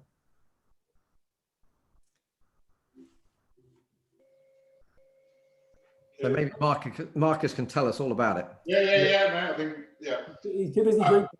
Well, it's really interesting that Charlie should say that. You've got the 3 dessert-free nights on the road, which obviously dessert wine, perfect. I think I put on my pairings something about lemon tart, fruit desserts, all that sort of. It obviously makes sense. You've got sweet wine with that sort of thing. But actually, one of the harmonious pairings is blue cheese and sweet wine. Like Sauternes and Roquefort is an absolute classic. I have actually got a bit of blue cheese here, so I'm actually going to enjoy myself for a second unless you're swimming around your glass. But you might not like it. You might not like it, but I just really love that sweet, unctuous texture of the wine against the salty background, and the contrast is brilliant. So I'm just going to have a bit go there. I would have never placed a dessert wine with a blue cheese. That's something that blue cheese would have always been port. A match made in heaven. It absolutely is. But I can understand if people don't like it. But dessert wine, it's just a funny thing, isn't it? Because you're never going to say, well, I'll get a dessert wine this weekend unless you're really, really into it. But if you have guests over, it's obviously a really lovely way to finish an evening. But it is quite versatile, and actually it will last in the fridge slightly longer than Murray indicated there, because it's got that higher sugar content. It will last a bit longer. So I think easily a week to 10 days. If we find it will deteriorate a bit, because it's only something you're going to have in small quantities.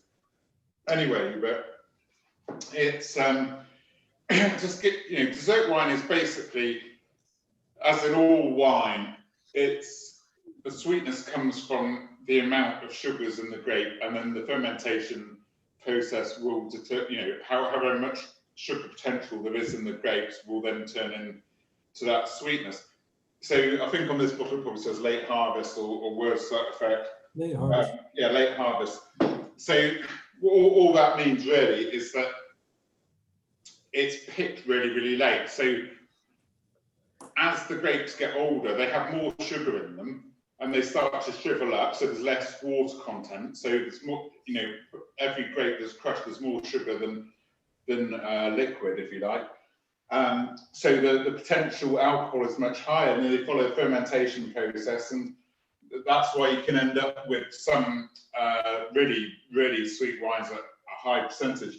But what they can also do is stop that fermentation process by just chilling the fermentation tank to leave that residual sugar. There's another word which is spoken about quite a lot with dessert wines is called botrytis. And botrytis is a fungal disease which attacks these grapes, normally in, well, it depends which continent you're in, but if you're in Europe, sort of September time, just for harvest. But actually it's a really useful fungus, and it again intensifies the sugar. It's obviously completely unharmful. But what it means is that all these grapes have to be hand harvested to pick out the best ones, and again it puts on to the cost of dessert wine. But actually, when you think about really, really high quality wine, and then, you know, individually farmed or hand picked wine, dessert wine is really, really good value for money. This is the example from Chile. Sauvignon Blanc is not normally the grape variety they would use, but it grows really well in Chile. That's why they use it. And this fungus develops by these end of season sort of mists coming up in the morning, which is really typical in sort of Bordeaux and the Sauternes region. And these mists then create like a dampness on the grape, and then as the sun comes up, that turns into this mildew. You can still generate botrytis in Australia, and you'll see it quite a lot on some of the more famous names out there. And I say botrytis, you think, well, how the hell do they do that?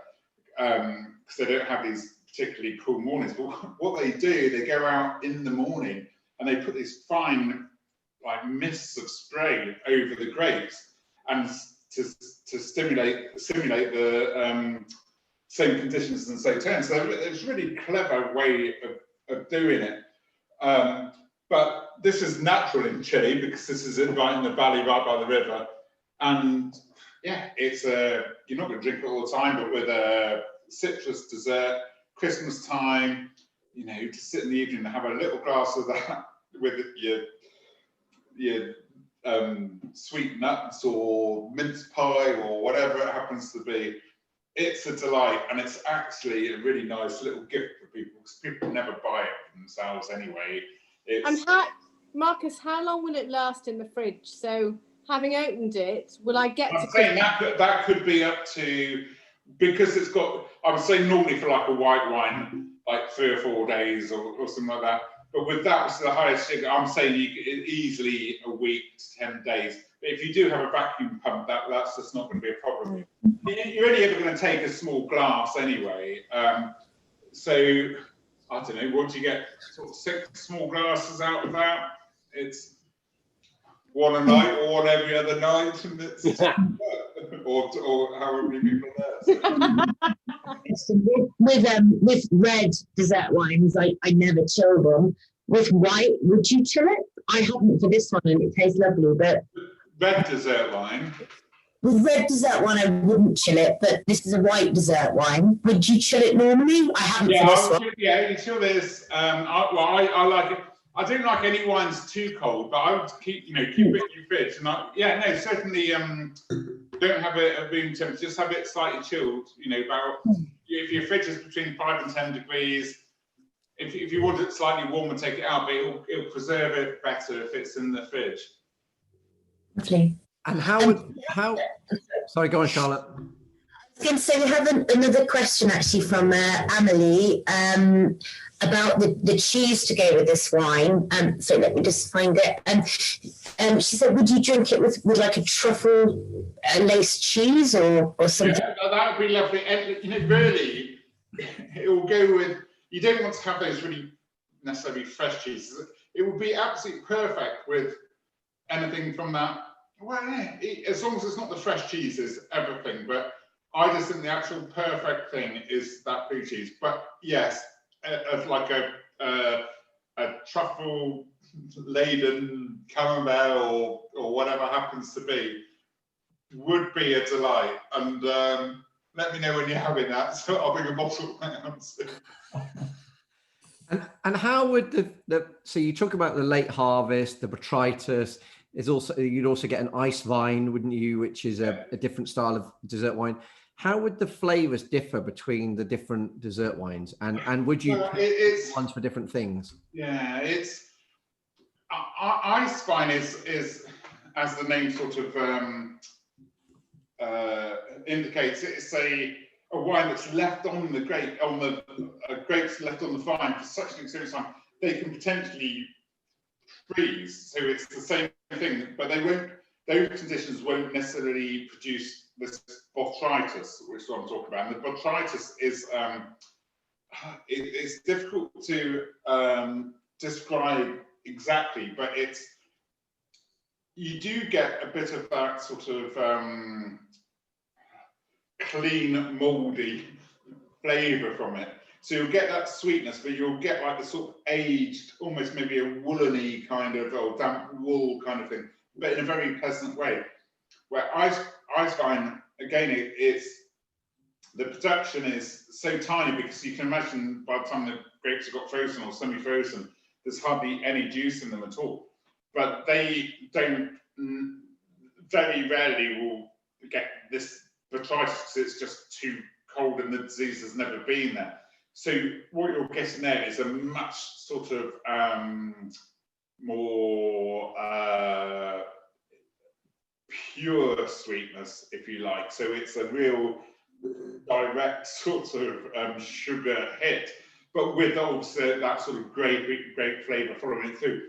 But it doesn't necessarily have the complexity or the other variation to botrytis wines. But botrytis wines said that the absolute king or queen of botrytis is in Sauternes in Bordeaux.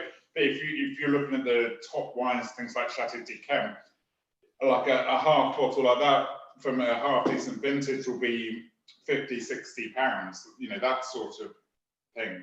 Whereas something like this is, you know, it's a fraction of the price. So yeah, it's they're different things that, like, it's some people are absolutely. I love dessert wines, but I don't drink them very often. It'd be Christmas, and I will get some in for Christmas. And I do actually think that a dessert wine as a gift, it's actually a really, really nice thing to do, because it's you wouldn't necessarily, as I said, you wouldn't necessarily buy it yourself, but actually most people, when they try them, really enjoy them. And maybe just like a little note inside saying, try this with blue cheese, try it with your mince pies, or have a slurp with your Christmas pudding is a pretty nice little stocking filler, or however you want to do it. Well, maybe next year, instead of port, we'll be sending out dessert wine now. Maybe. Is a slurp a technical term, or is it just a glass? Kind of, yeah. It's not a full glass. Well, I really like this. I think this is really nice. What does everybody else think? I'm gonna open the floor. What do you think? It's always nice to send pudding wine or dessert wine, Charlie, but it's got to be nice pudding wine or dessert wine. It can't be the one that's been stuck behind your cupboard. It's got it's lovely. It tastes so vanilla-y. It's got a lovely vanilla and creamy taste, which I think is less sweet than normal. I'm quite surprised by that's absolutely right. Sometimes they can be so rich, they, you know, people enjoy that, but I think this is quite versatile in terms of it would be, you know, turn off the light. Nice with a sort of fruity dessert, but actually, this finishing meal, I'm just going to have a little sip of that.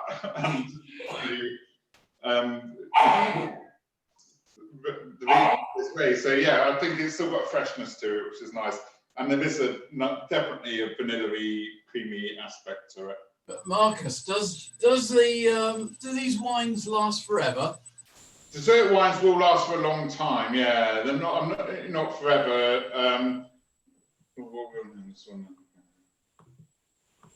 That's 15. Yeah, it's not forever, but I would certainly say something like that. Another 5-10 years isn't a problem.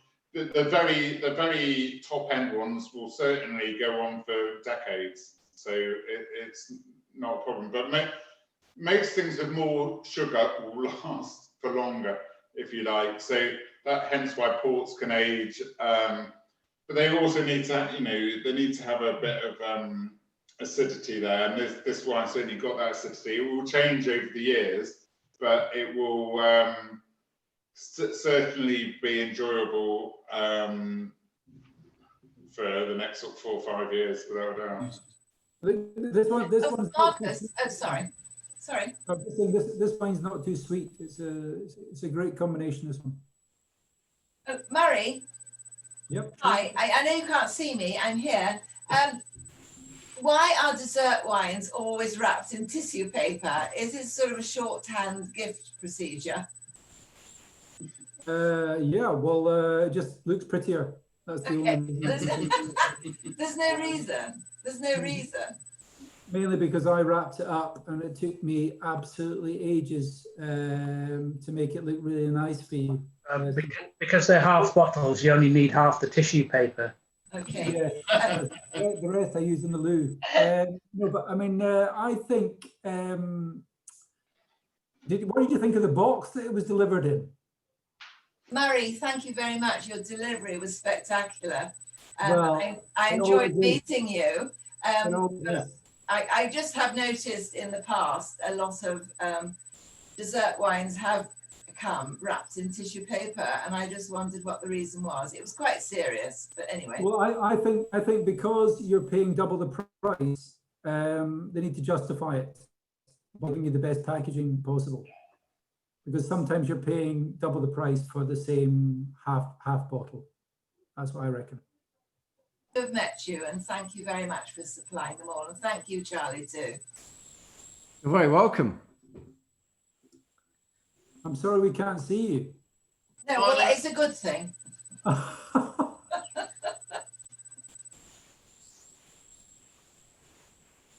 So has anybody else got any questions for Marcus or Murray about the wine that we drank tonight, or, well, anything about wine? All right then, Charlie, I'm sorry. I'm the one you can see. Mo's the one you can't see. One of you, Marcus or Murray, decant or not to decant? Where does it start? Where does it end? I must admit, I don't know whether you guys know, but I mean, usually, as I said, Marcus and I are usually standing toe to toe on these wine tastings, but unfortunately, obviously due to the current COVID restrictions, we can't be standing together talking you through these fantastic wines. So I have actually got to pour the wines in my house into 6 glasses, and then I take the 6 bottles to Marcus in his house or wherever we meet, and so my glasses have been decanted for 3 hours prior to our meeting. So it's not through my incredible knowledge of wine that they've been decanted, it's because I will not pay for 2 cases of wine. So it's only due to my Scottish tightness that we've got the severe decantation in my wine. But I would definitely recommend decanting the wine, because the wine breathes, it becomes more active, especially for me. I'm sure Marcus would love to say a few things, but for me, the reds especially become a lot more active, a lot more oxygenated, a lot more exciting, and it takes them less time to become the wine that they should be. But I'm sure Marcus has got more to say about this. But Murray, how long for then? What's that, sorry? How long would you decant a bottle of wine for? Say, Well, I mean, again, if you speak to Marcus, Marcus will say something. Well, I'm preempting what Marcus is about to say, as always, because I speak. I think you can either. Sometimes they say just pour it into a glass and then pour it into another glass because that oxygenates it and gets it going. But for me, I would leave it for definitely an hour or 2 hours before I would be serving it in a dinner party. But do you want to be putting it in a glass? No, you have to have some sort of decanter to put it in beforehand, because there's nothing, you don't want to leave a glass poured an hour or 2 hours prior to a dinner party, because it would look a bit strange. So you'd have to have some sort of decanter or something. But and not everybody has the decanter. So do you say to somebody, is that, how do you work with that wine? So yeah, I mean, Marcus is the expert. Marcus, what do you think?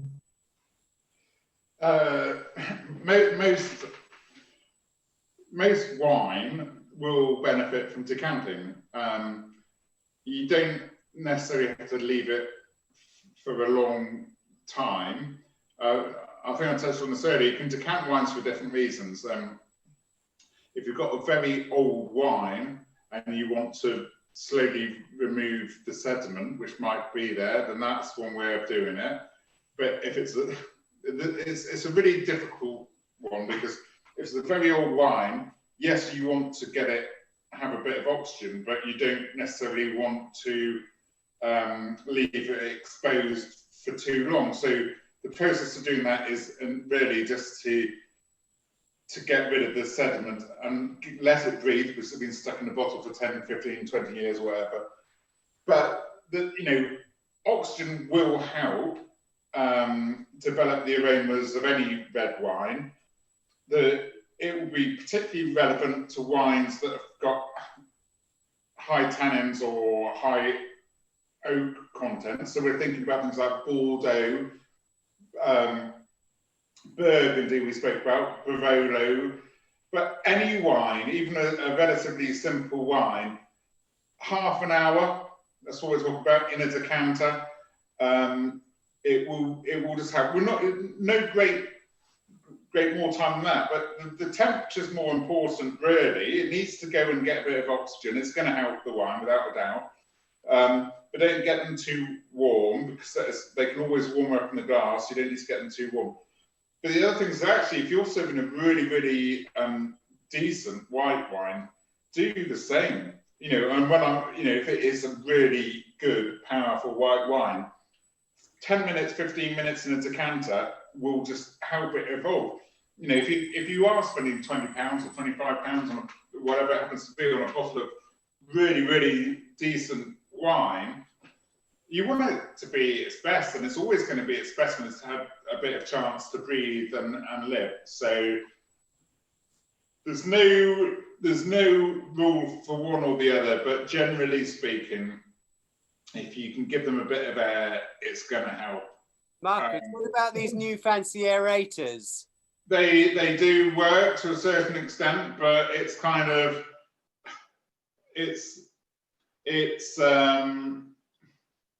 if you've got a decanter, pour it into a decanter. It's not. I think if you old-fashioned way is better, is what I would say. I think people are. If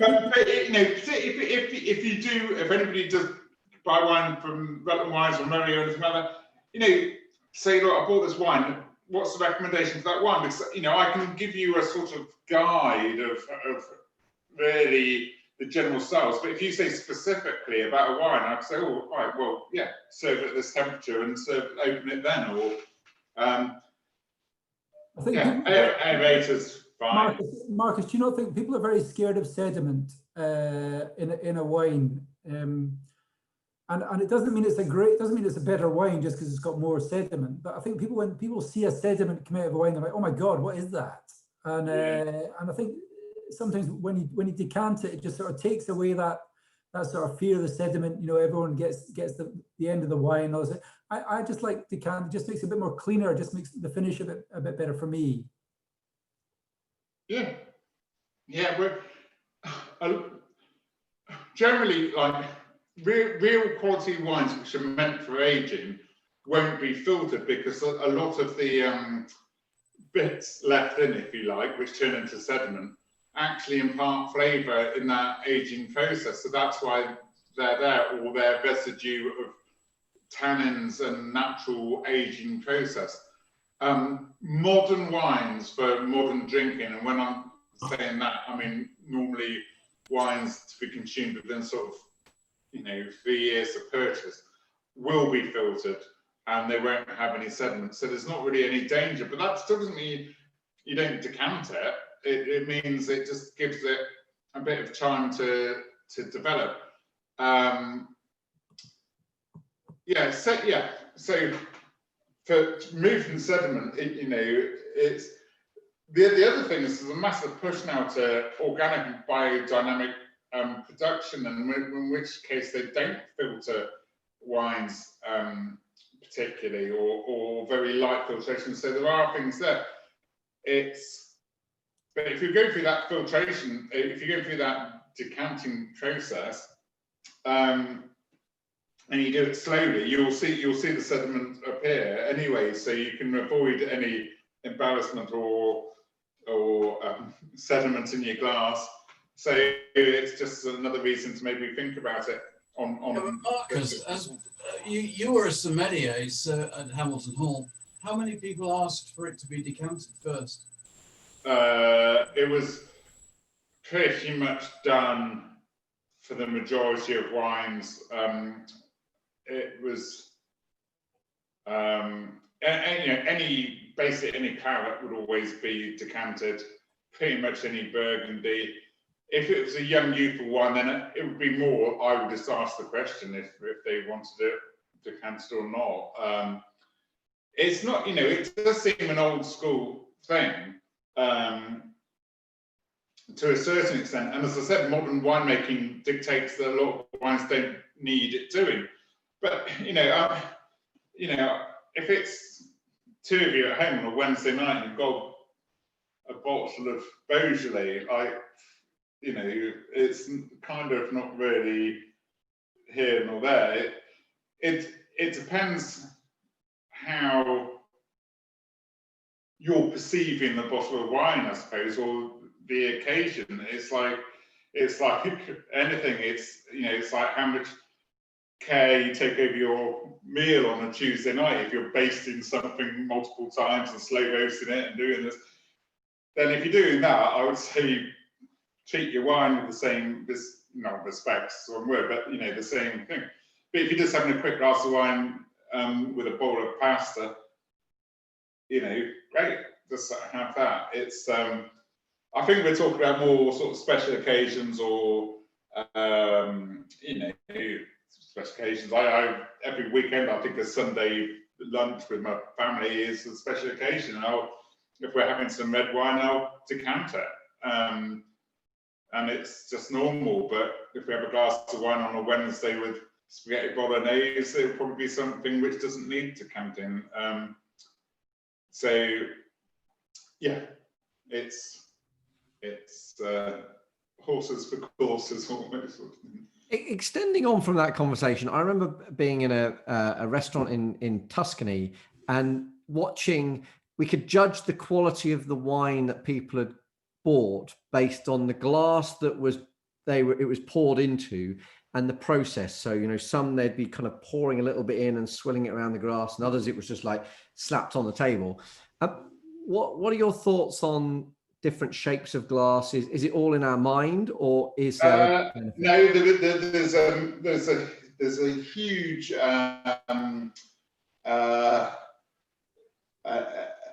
a huge process that goes into deciding which wines are most suitable for different wine glasses. And you've probably heard of like Vidal, who are probably one of the leaders in it. And they will have a different shape of glass for every different style of wine, which is absolutely great, and without a doubt will benefit the majority of the wines. But what I generally say to people is that where you're at home, and it's nice to have some glassware, and it's nice to appreciate the wine, whatever wine it is, to the best of the ability of the wine. Now, we're all not going to have a different glass for every different style of wine, but I would say the finer the glass you've got, the better the wine will taste.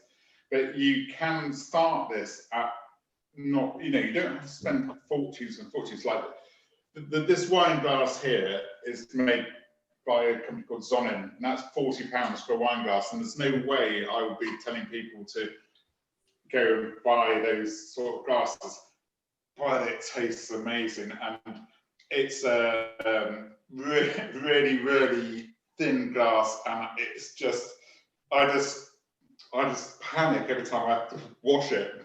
I've only got 2 of them, so. But these other wine glasses I've got, there's this one it's quite a large wine glass, so you didn't have to go this side. I use for white wine, and then the sort of more bowl-shaped ones here, I tend to use for red wine. They're about £3.50, £3.95 per stem, and they're made from a company called Chef and Sommelier. And they're not the best in the world, but it's for it does make a difference to have a nice glass. And Marcus, you can buy vino glasses as much as you want, and they're absolutely fantastic. But I want to have a glass which makes the wine taste good, and I'm not too worried about not too worried about breaking one occasionally. Marcus wouldn't even let me try the glass. He said, "You're too clumsy," which I thought was very rude. I think I need it in a beaker cup. You do. Hey. Has anybody else got any questions they would like to ask before I let these gentlemen leave and head out for the evening? I have a very, well, hopefully very quick, first date style question. If you had to drink one wine. Alexandra, I'm married, so. Oh, shame, shame. You never know, maybe in time. But if you had to drink one wine for the rest of your life, what would it be and why? Chevrolet Chambertin, but 100% Chevrolet Chambertin. All day long, I would drink that wine. And why would that be? Because it's like velvet. It just, it makes the world look a better place when we drink it. But unfortunately, as I said previously, it's about 40. Do you know, at one point I had a friend round, and we were having this bottle of wine. Me and the other chap were drinking it, and I said, that's £47, that bottle. And his wife said, £4 to £7, that sounds reasonable. And I said, no, £47. She went, that doesn't sound reasonable at all. So yeah, so there you go. That's why I like to drink that bottle of wine every day of the week. But yeah, there we go. That's Marcus has probably got a better suggestion, but that's mine. Can we have a bottle each, please? Send me your address.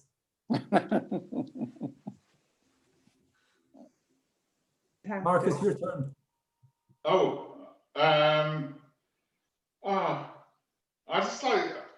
I can't do that because I just like wine so much, and I really do think it's. How do you make that 30? Oh, there it goes. Well, you want us on there? Yeah. Yeah, I don't know. I absolutely adore champagne, probably because I've worked there and spent so much time drinking it. I think I like, well, I love the classical things. I like a really good Bordeaux, but it needs to have age with it. And as I alluded to a bit earlier, if on a white wine, if I could only drink one white wine ever again, it would be a Certico from Santorini, and I don't care how much it costs because it's just delicious. There we go. And for me, white wine would be Polini Montrachet, by Countryman. Oh, there we go. That's just me. Charlie, what's your choice?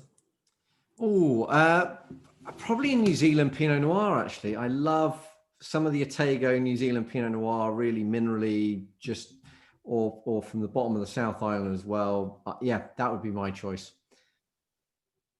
I could take or leave. If I never drank white wine again, it wouldn't break my heart. But if I couldn't drink red wine again, particularly Pinot Noir, I would be heartbroken. Mine's Blue Nun. Alex, what's yours? Oh, Liebfrau Milch has to be. Black Tower. I don't think any of you have ever tried Black Tower. Buckfast, which is a Glasgow. Buckfast from Devon. Buckfast. Let's not. I mean, I know we've all had 6 glasses. Let's not deteriorate the conversation. I've been around the Buckfast. What do you mean? Monastery. Sorry, elevate the conversation. I thought this was a classy evening. David. Massive mistake. David, you're already muted for bringing up amps. Sorry. Well said. You're all so young, you don't remember Matthias Rose, for God's Yes, sake. Matthias Rose. I may remember Matthias Rose. We all took that to the parties, depending we bought a bottle of wine.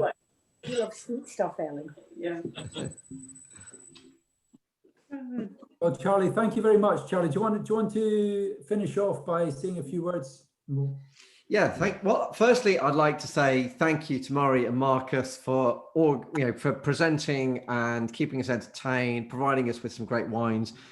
They said that I suggested these wines. I didn't suggest these wines. I gave them a vague steer, but they're responsible for picking some absolutely delicious wines that I've really, really enjoyed.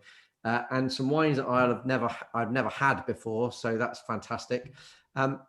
I'd also like to say a huge thank you to the Efficient Portfolio team for organising this, particularly for Charlotte, who organises all these events. You'll no doubt know Charlotte from the repeated emails that you get from her. But yeah, I'm sure you'll agree that it's all gone remarkably smoothly, given the challenges that we have in doing an event like this in this day and age.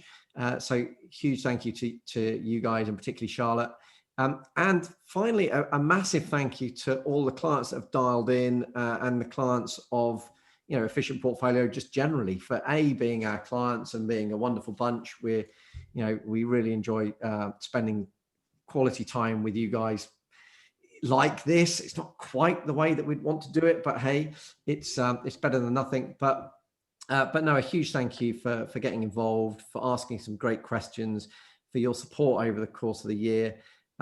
Clearly, this year's been challenging for everyone. We've done our very best to try and negotiate those challenges, and I'm sure you guys have as well. But hopefully, this has brought a bit of shine to the end of the year, and is a little way of saying thank you. And hopefully, you haven't rattled through all 6 bottles tonight, and you can enjoy them over the course of at least one more night, if not. It's not been too bad, actually. You've not got through it all. Well done. A huge thank you for being involved. And I would say that we all do our very best at Efficient Portfolio to try and deliver things that are a little bit different. But if there's ever anything that you think, well, that would be a nice way of mixing things up, then please always let us know. And have a wonderful Christmas. Let's hope we can have a slightly more normal New Year, shall we? Let's hope it's not quite the 2020 we've had. Does that mean, Charlie, we're not getting that bottle of port? It does. Yes, you've got 6 bottles of equivalent. Yeah, I'll be interested. You can all tell whether you want port. We do tell port. We can deliver port if that's yeah. Murray will sort out the port if you want it. But yeah, no, in all seriousness, no, thank you so much. If we can be of any help, or if you know anyone else that you think would benefit from what we do, then please don't keep us a secret. And have a wonderful Christmas, a happy New Year, and more than happy to stay on and chat about wine for a little while longer. But if Marcus and Murray, then feel free to. And thank you very much. I look forward to Murray's best wine. I know it's some. Hurrah! Can we have a round of applause? Thank you very much. It's been a lovely evening. Thanks, Charlie. Thank you, Oh, thank- Charlie. Thank you. Thank you so much.